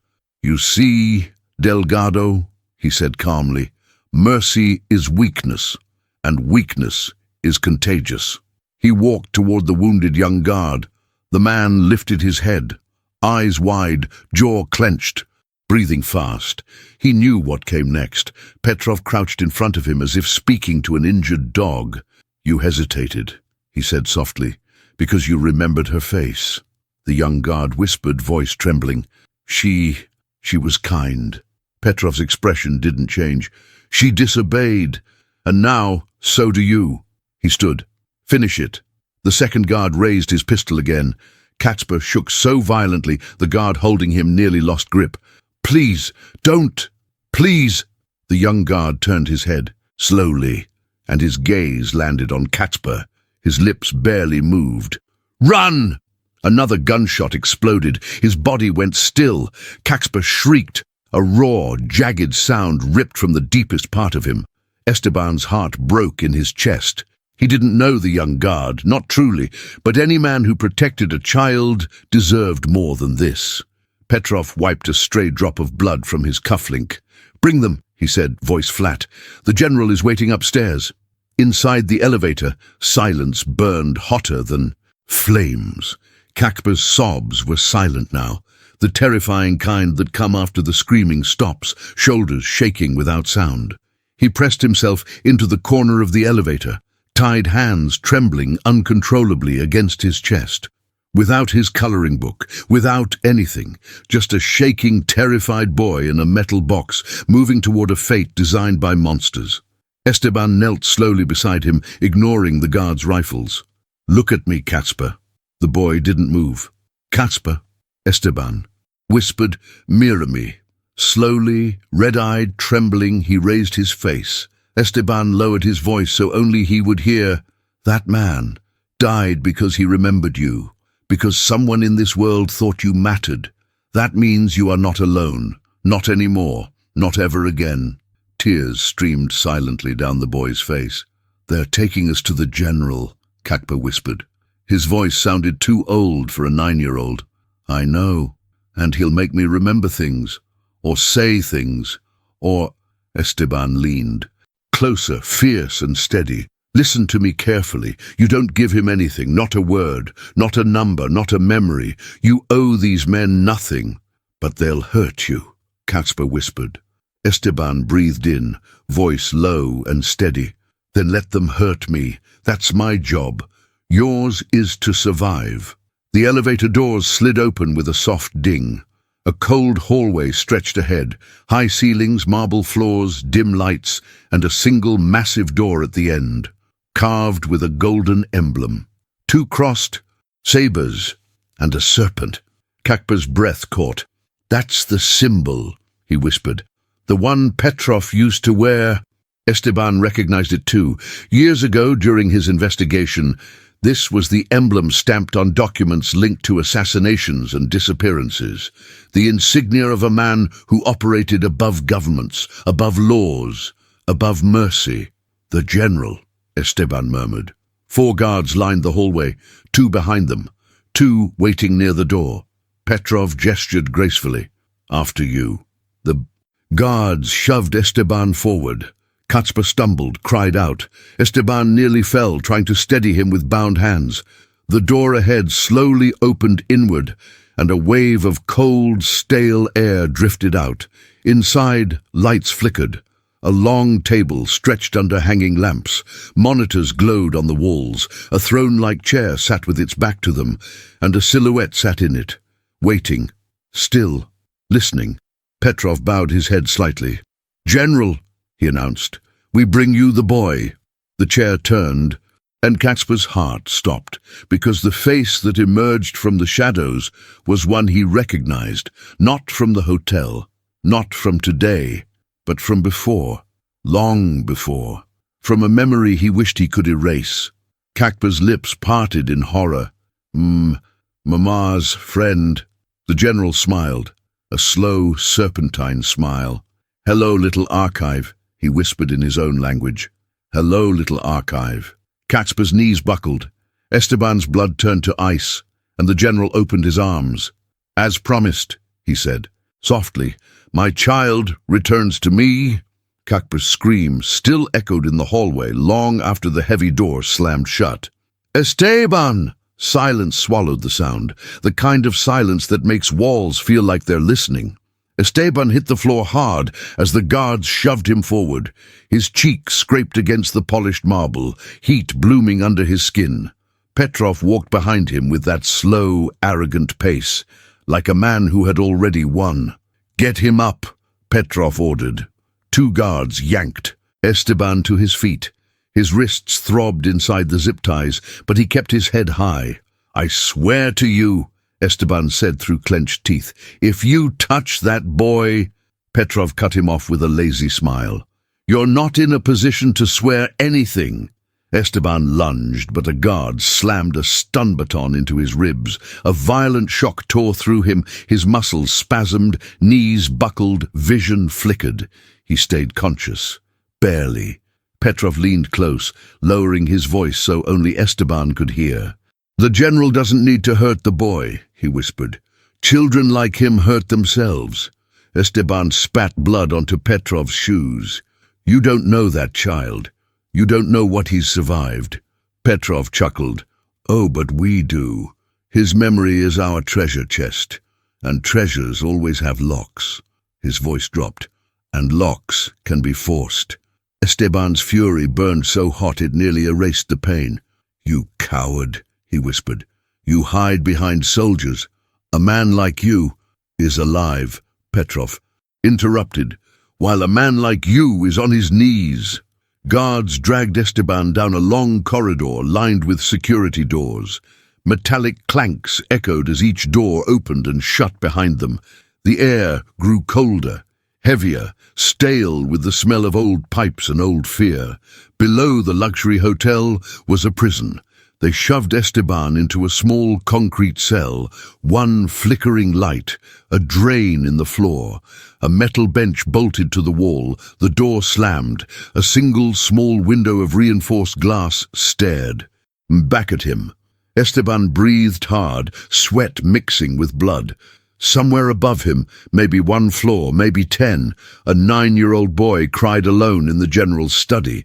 He pressed his forehead against the cold metal door and whispered, "I'm coming, Niño. I'm coming.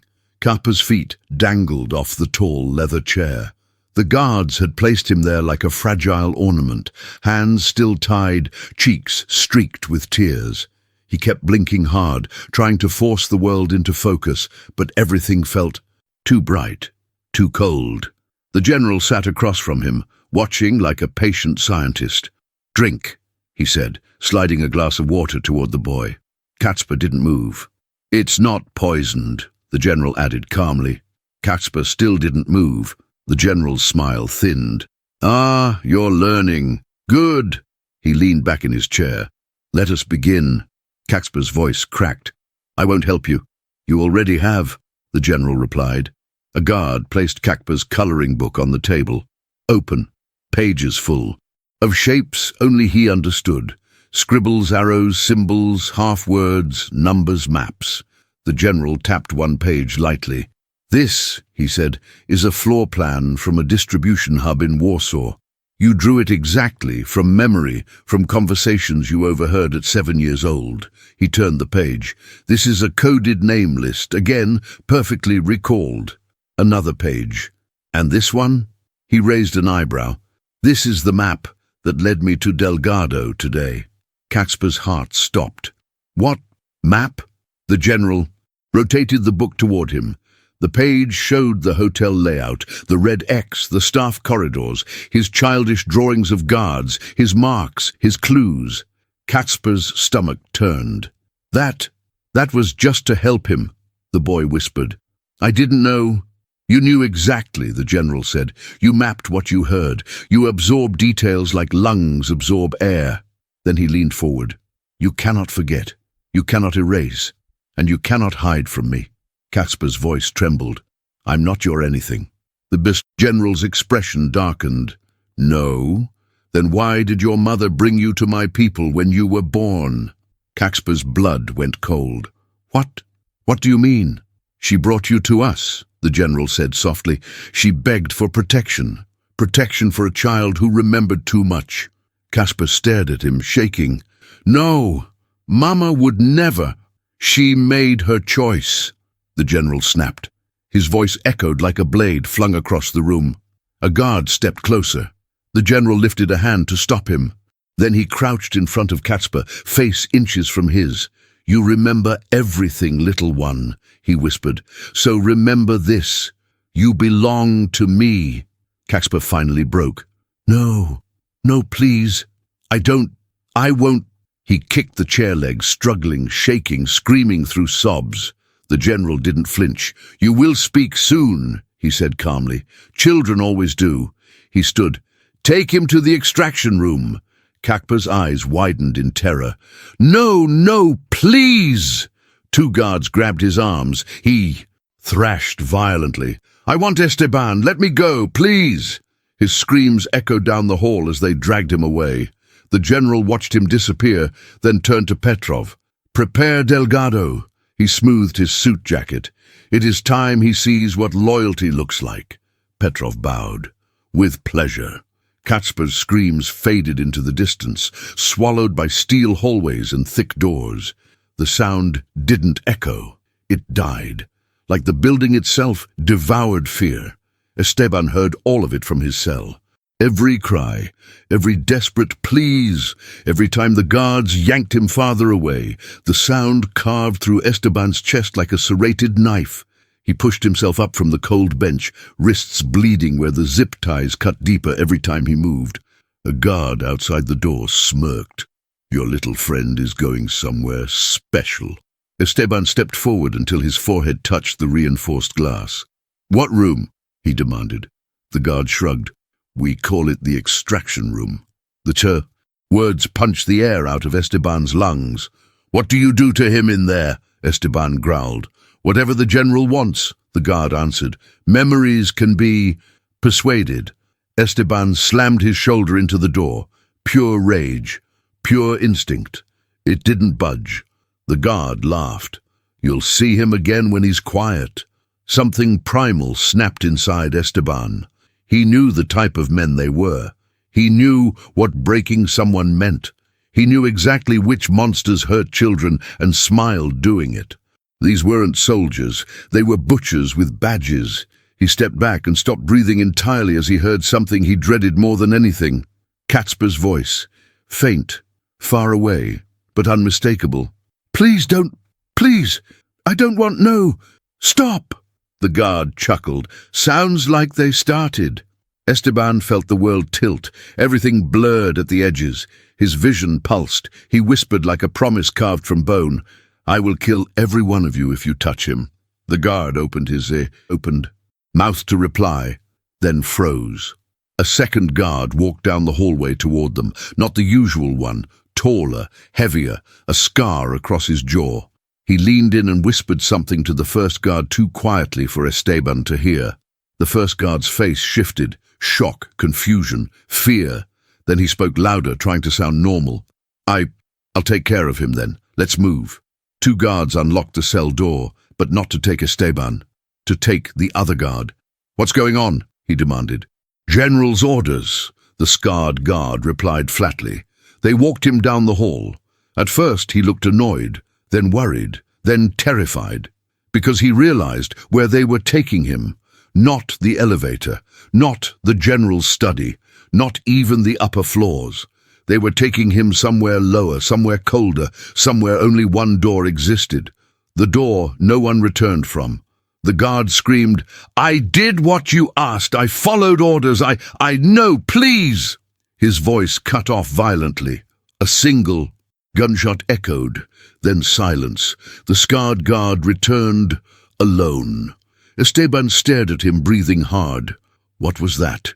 he whispered. The scarred guard looked around, making sure they were alone. Then he stepped closer to the glass. His voice dropped to almost nothing. "You aren't the only one who hates the general." Catsper was thrown onto a metal platform under a blinding white light. The room was cold, colder than any winter he remembered. The air smelled like bleach, iron, and something sharp. He couldn't name. His wrists ached from the rough grip of the guards. He curled into himself, trembling violently. A man in a lab coat approached. Not a doctor, not a nurse, a technician. Emotionless, experienced, dead inside. He placed a small headset on a tray. Electrodes, sensors. A screen flickered to life, showing brainwave patterns. "Please don't," Catsper whispered. "Please, I don't know anything." The technician didn't even look at him. "You know everything," he replied.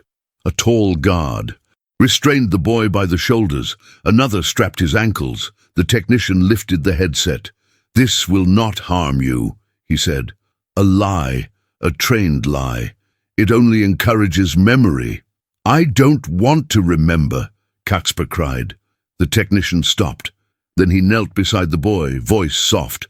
"This isn't about what you want." He placed the device on Catsper's head. It beeped. Lights blinked.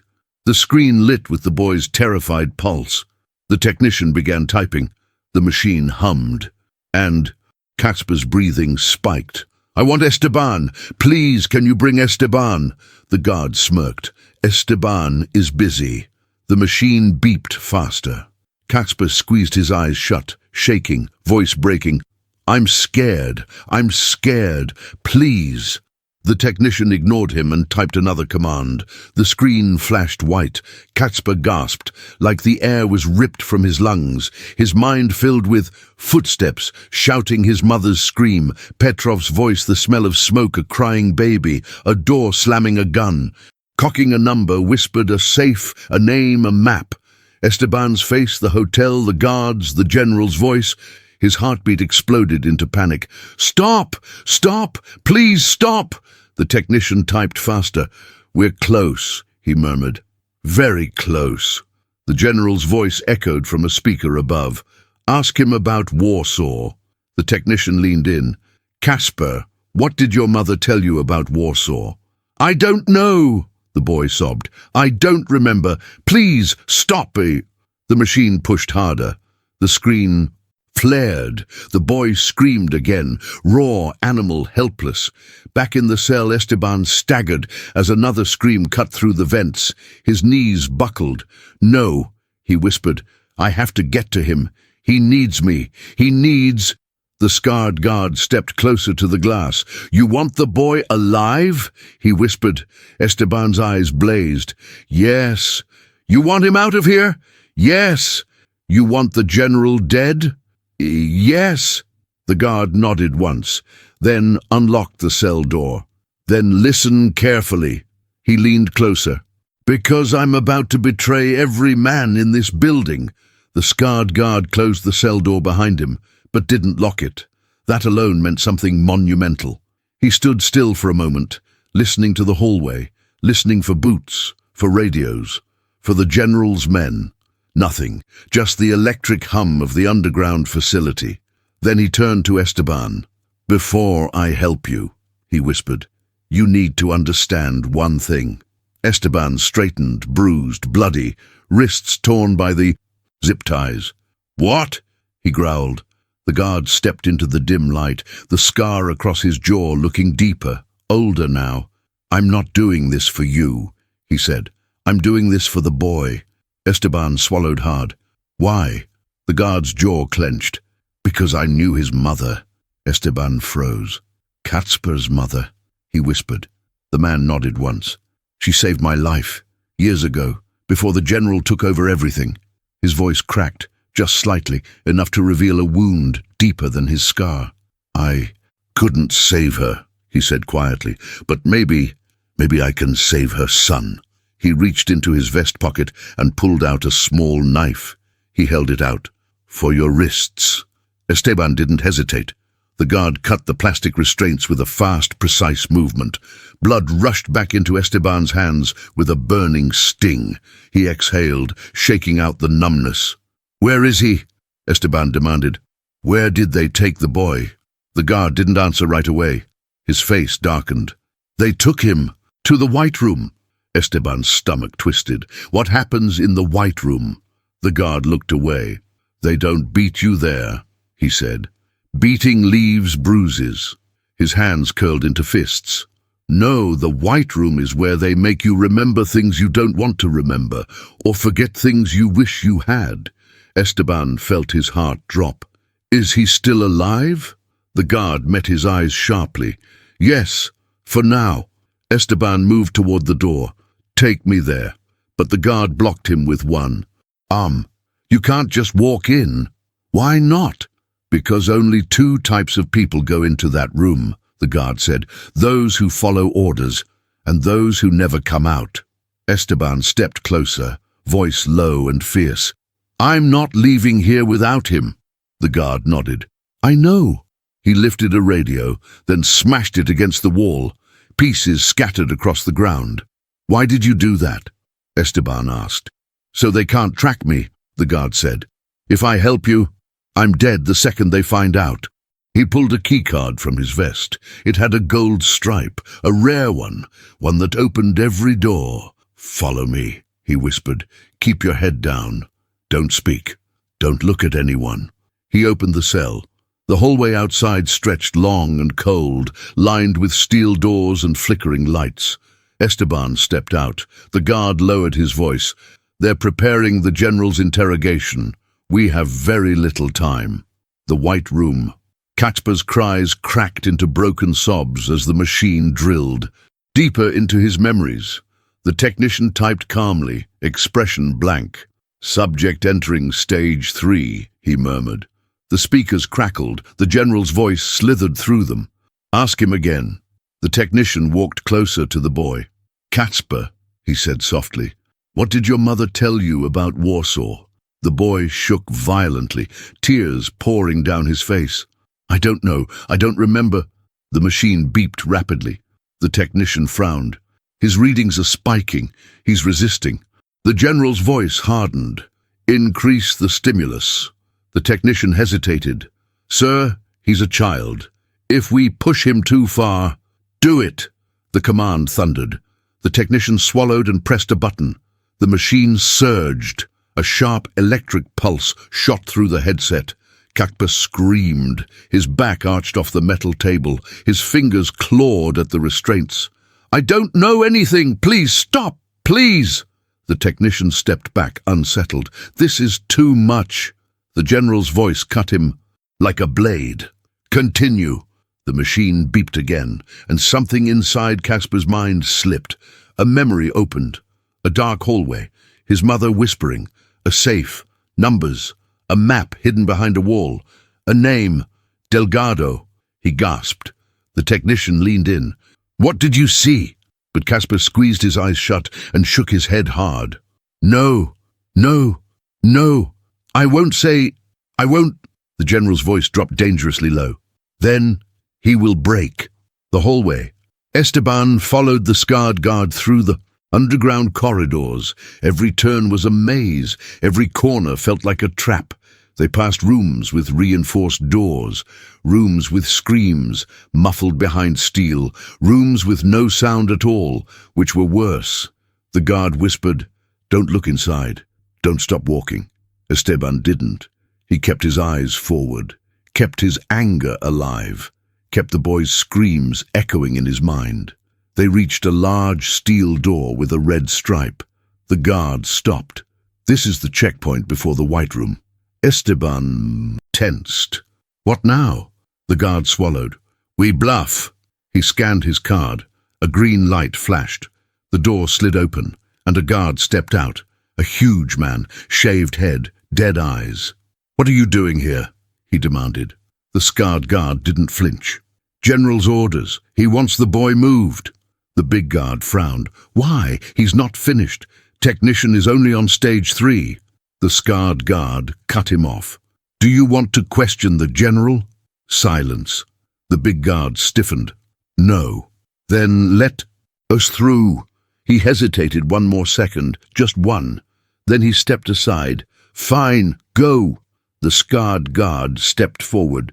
Esteban followed, heart pounding, jaw clenched, ready to kill.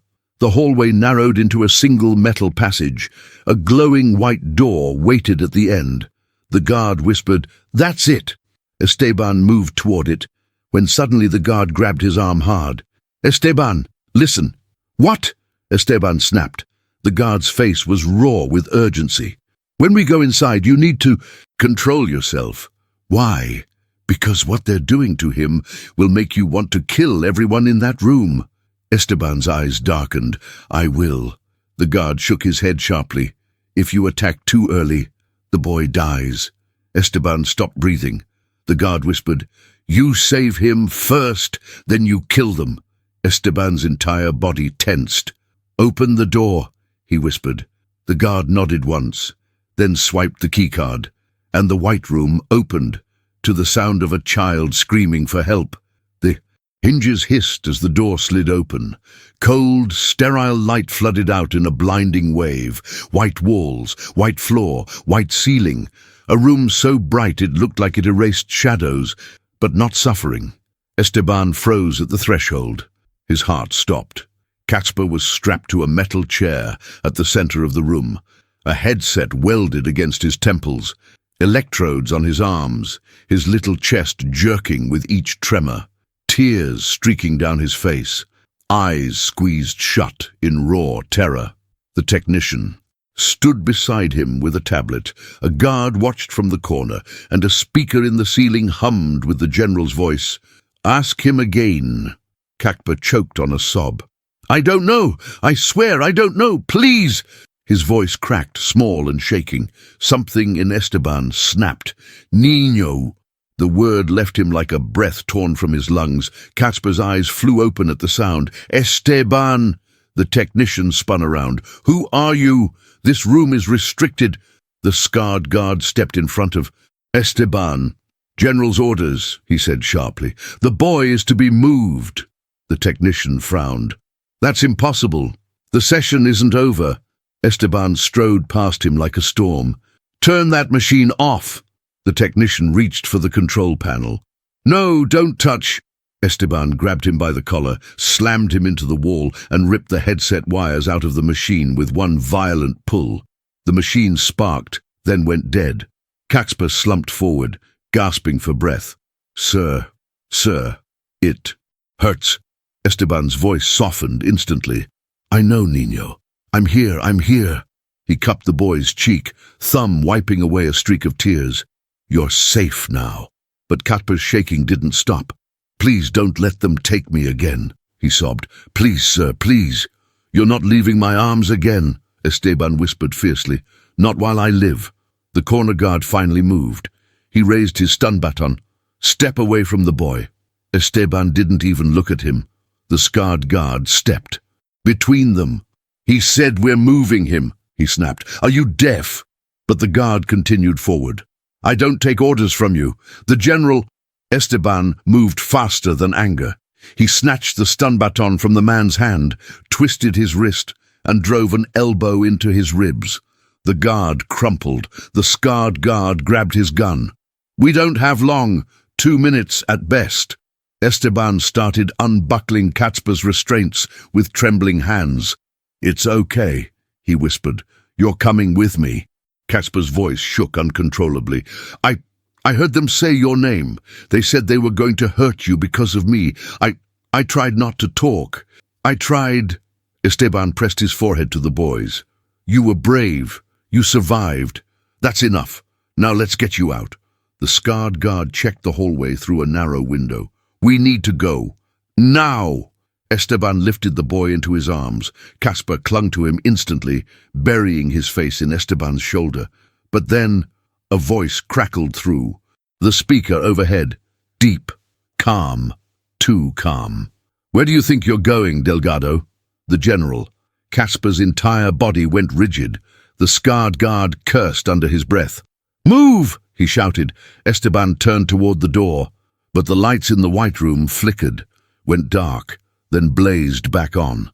Every door in the corridor outside unlocked. Every alarm silenced. Every camera pivoted at once. The general wasn't chasing them. He was letting them walk. A trap. A silent, perfect trap. Esteban felt the air change, like the room itself was holding its breath. Go, he whispered to the scarred guard. The guard sprinted out first, checking corners. Esteban followed with Kacper in his arms. The corridor outside was empty. Too empty. No guards. No shouting. Only the hum of electricity and the boy's soft, broken breaths against his chest. Sir, where is everyone? Kacper whispered. Esteban tightened his hold on him. Somewhere we're not. The scarred guard muttered. He's moving his pieces. He's repositioning. For what? Esteban asked. The guard swallowed hard. For the end game. They turned a corner. Bright white lights flickered overhead. A metal door at the far end of the hallway stood open, waiting for them like a mouth. Kacper trembled. Sir, something is wrong. Esteban nodded slowly. I know. The scarred guard lifted his gun. We have to cross that hallway.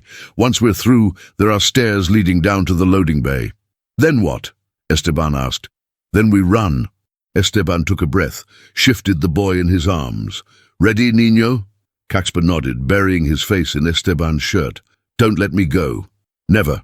They stepped forward. 1 step, 2 steps, 3. A soft click echoed down the corridor. The scarred guard's eyes widened. Stop!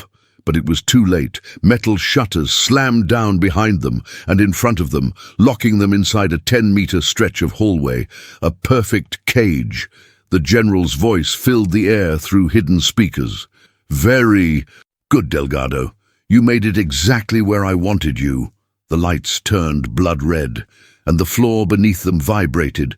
Something was waking up. Something was coming. Esteban pulled Kacper closer, eyes burning. Stay behind me, the general whispered. Welcome to level 6. The red lights pulsed like a heartbeat. Slow, deep, warning. Esteban shifted Kacper in his arms, holding him tighter as the corridor vibrated beneath their feet. The metal walls trembled. Something mechanical turned on. Somewhere below, slow at first, then faster, building toward a roar. The scarred guard raised his gun, eyes scanning every inch of the sealed hallway. This is bad, he muttered. This is very, very bad. Esteban glared at him. How bad? The guard didn't look away from the walls. Level 6 isn't a room, he swallowed. It's a weapon. Kacper buried his face into Esteban's neck. Sir, please, don't let them take me. I won't, Esteban whispered fiercely. I promise. The floor vibrated harder. A low rumble crawled up their legs. Then, clunk! Panels along the walls slid open, one after another, slow, mechanical, precise. Inside each open panel was a device the size of a suitcase, metallic, humming with electricity, wired into the floor. Caspar trembled. What are those? The scarred guard answered with dread tightening his voice. Heat emitters. Esteban stiffened. Heat for what? The guard looked at him. For forcing people to talk without leaving bruises. Another clunk. The floor panels opened. Metal grates slid aside, revealing coils of glowing red beneath their feet. The hallway grew hotter, the air thicker, breath harder to pull. Caspar whimpered into Esteban's shirt. It burns. I've got you, Nino. I've got you.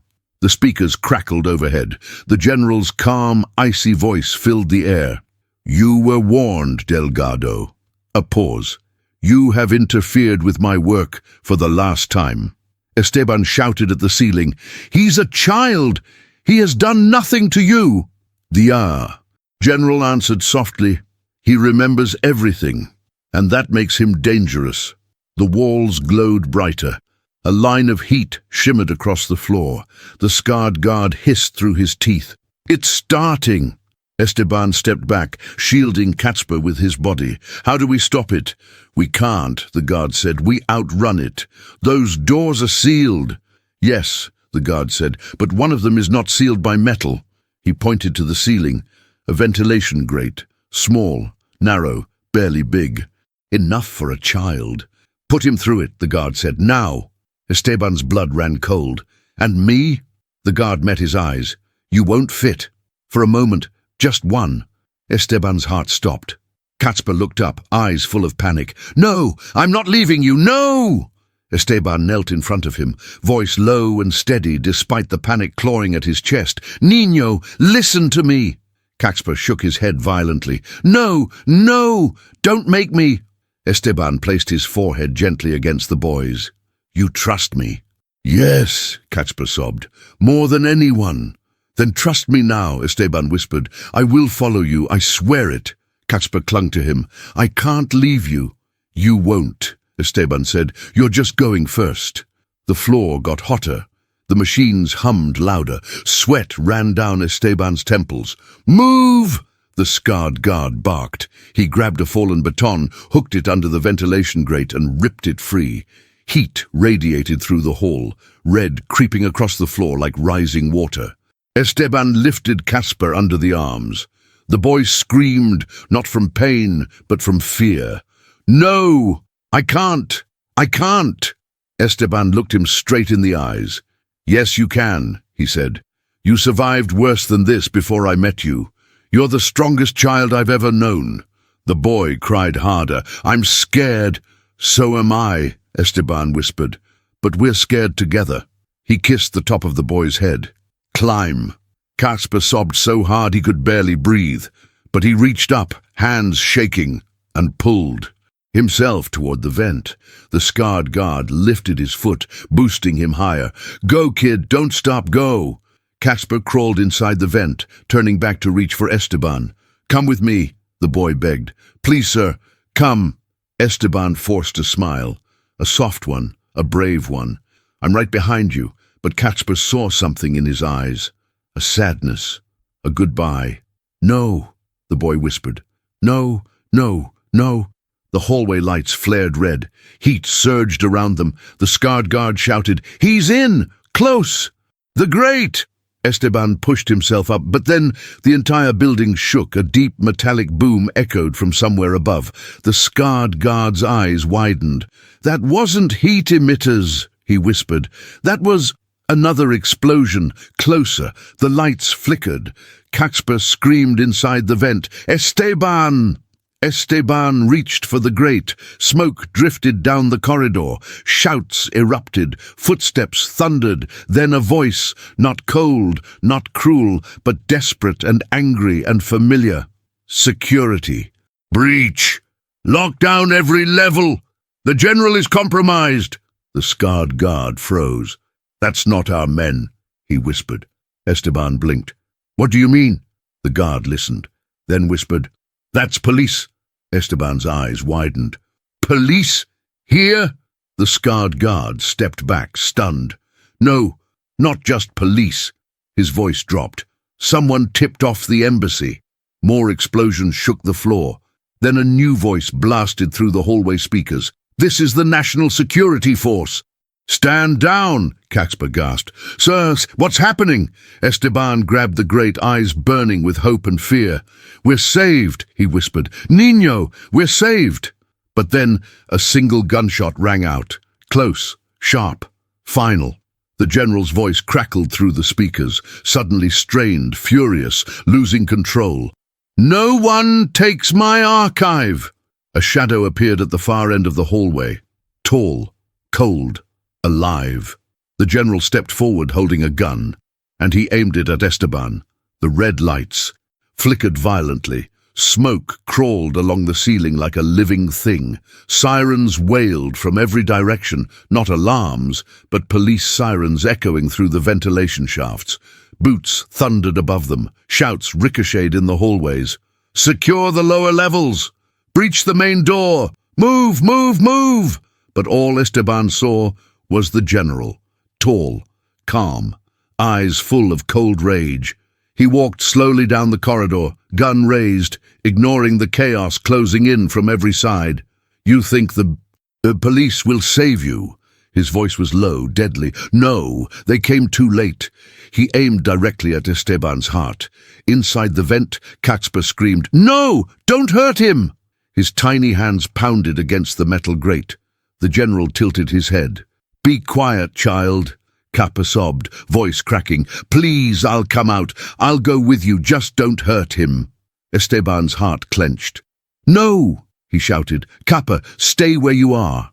The general smiled, a small, cruel smile. So loyal, he murmured. Just like your mother. Caxpa froze. His breath stopped. His fingers slipped from the metal. Don't talk about her, the boy whispered, voice shaking. The general stepped closer. She brought you to me, boy. She asked for my help. And when she betrayed me, he raised the gun toward the vent. Esteban lunged forward. Don't you touch him! A gunshot exploded. The sound shattered the corridor. Caxpa screamed, Esteban! But Esteban didn't fall. He didn't bleed. He didn't even flinch. Because the scarred guard had moved. He had thrown himself between the general and Esteban. The bullet hit him square in the chest. He staggered 2 steps back, looked at Esteban, then at the boy, and smiled. Protect him, he whispered. Then he collapsed. Esteban caught him before he hit the burning floor. No, no, stay with me. The guard exhaled one final breath and went still. Behind them, Caxpa cried so hard he could barely breathe. The general didn't care. Killing him means nothing, he said coldly. He was already a traitor. Esteban laid the man gently on the floor. Then he stood, slowly, deliberately, and turned to face the general. You murdered his mother, Esteban said. You kidnapped him. You tortured him. And you killed the only man in your organization who still had a soul. The general shrugged lightly. This is the cost of control. And this, Esteban said, voice like steel, is the cost of your arrogance. The general fired again, but this time he missed, because Esteban was no longer standing still. He charged, full force. 2 men collided in the center of the burning hallway. The gun hit the floor. They crashed into the metal wall, fists flying, sparks falling like angry fireflies from broken lights. Esteban hit him once, twice. The general grabbed his wrist, twisted. Pain shot up Esteban's arm, but he didn't stop. He slammed the general's head into the wall. Once, twice. The man dropped, stunned, dazed, breathing, but barely. Heavy. Boots exploded into the corridor. Dozens of soldiers, police, agents, tactical units in black uniforms. Freeze! Drop your weapons! Do not move! Esteban raised his hands immediately, bloody and shaking. It's not me, he said hoarsely. It's him. He's the one. But the police rushed past him, straight to the general. They pinned him to the ground, cuffed him, dragged him across the floor. He screamed curses until they gagged him. 2 officers lifted the scarred guard's body with care. He Saved us, Esteban whispered. He saved the boy. One officer nodded quietly. We know. We've been listening inside the vent since the first explosion. Esteban's breath caught. The boy, he whispered. Get the boy, please, he's in the vent. A tall officer raised a flashlight and peered into the shaft. Kid, you okay? A small, broken voice answered. Is he alive? Is Esteban alive? The officer softened. Yes, kid. He's right here.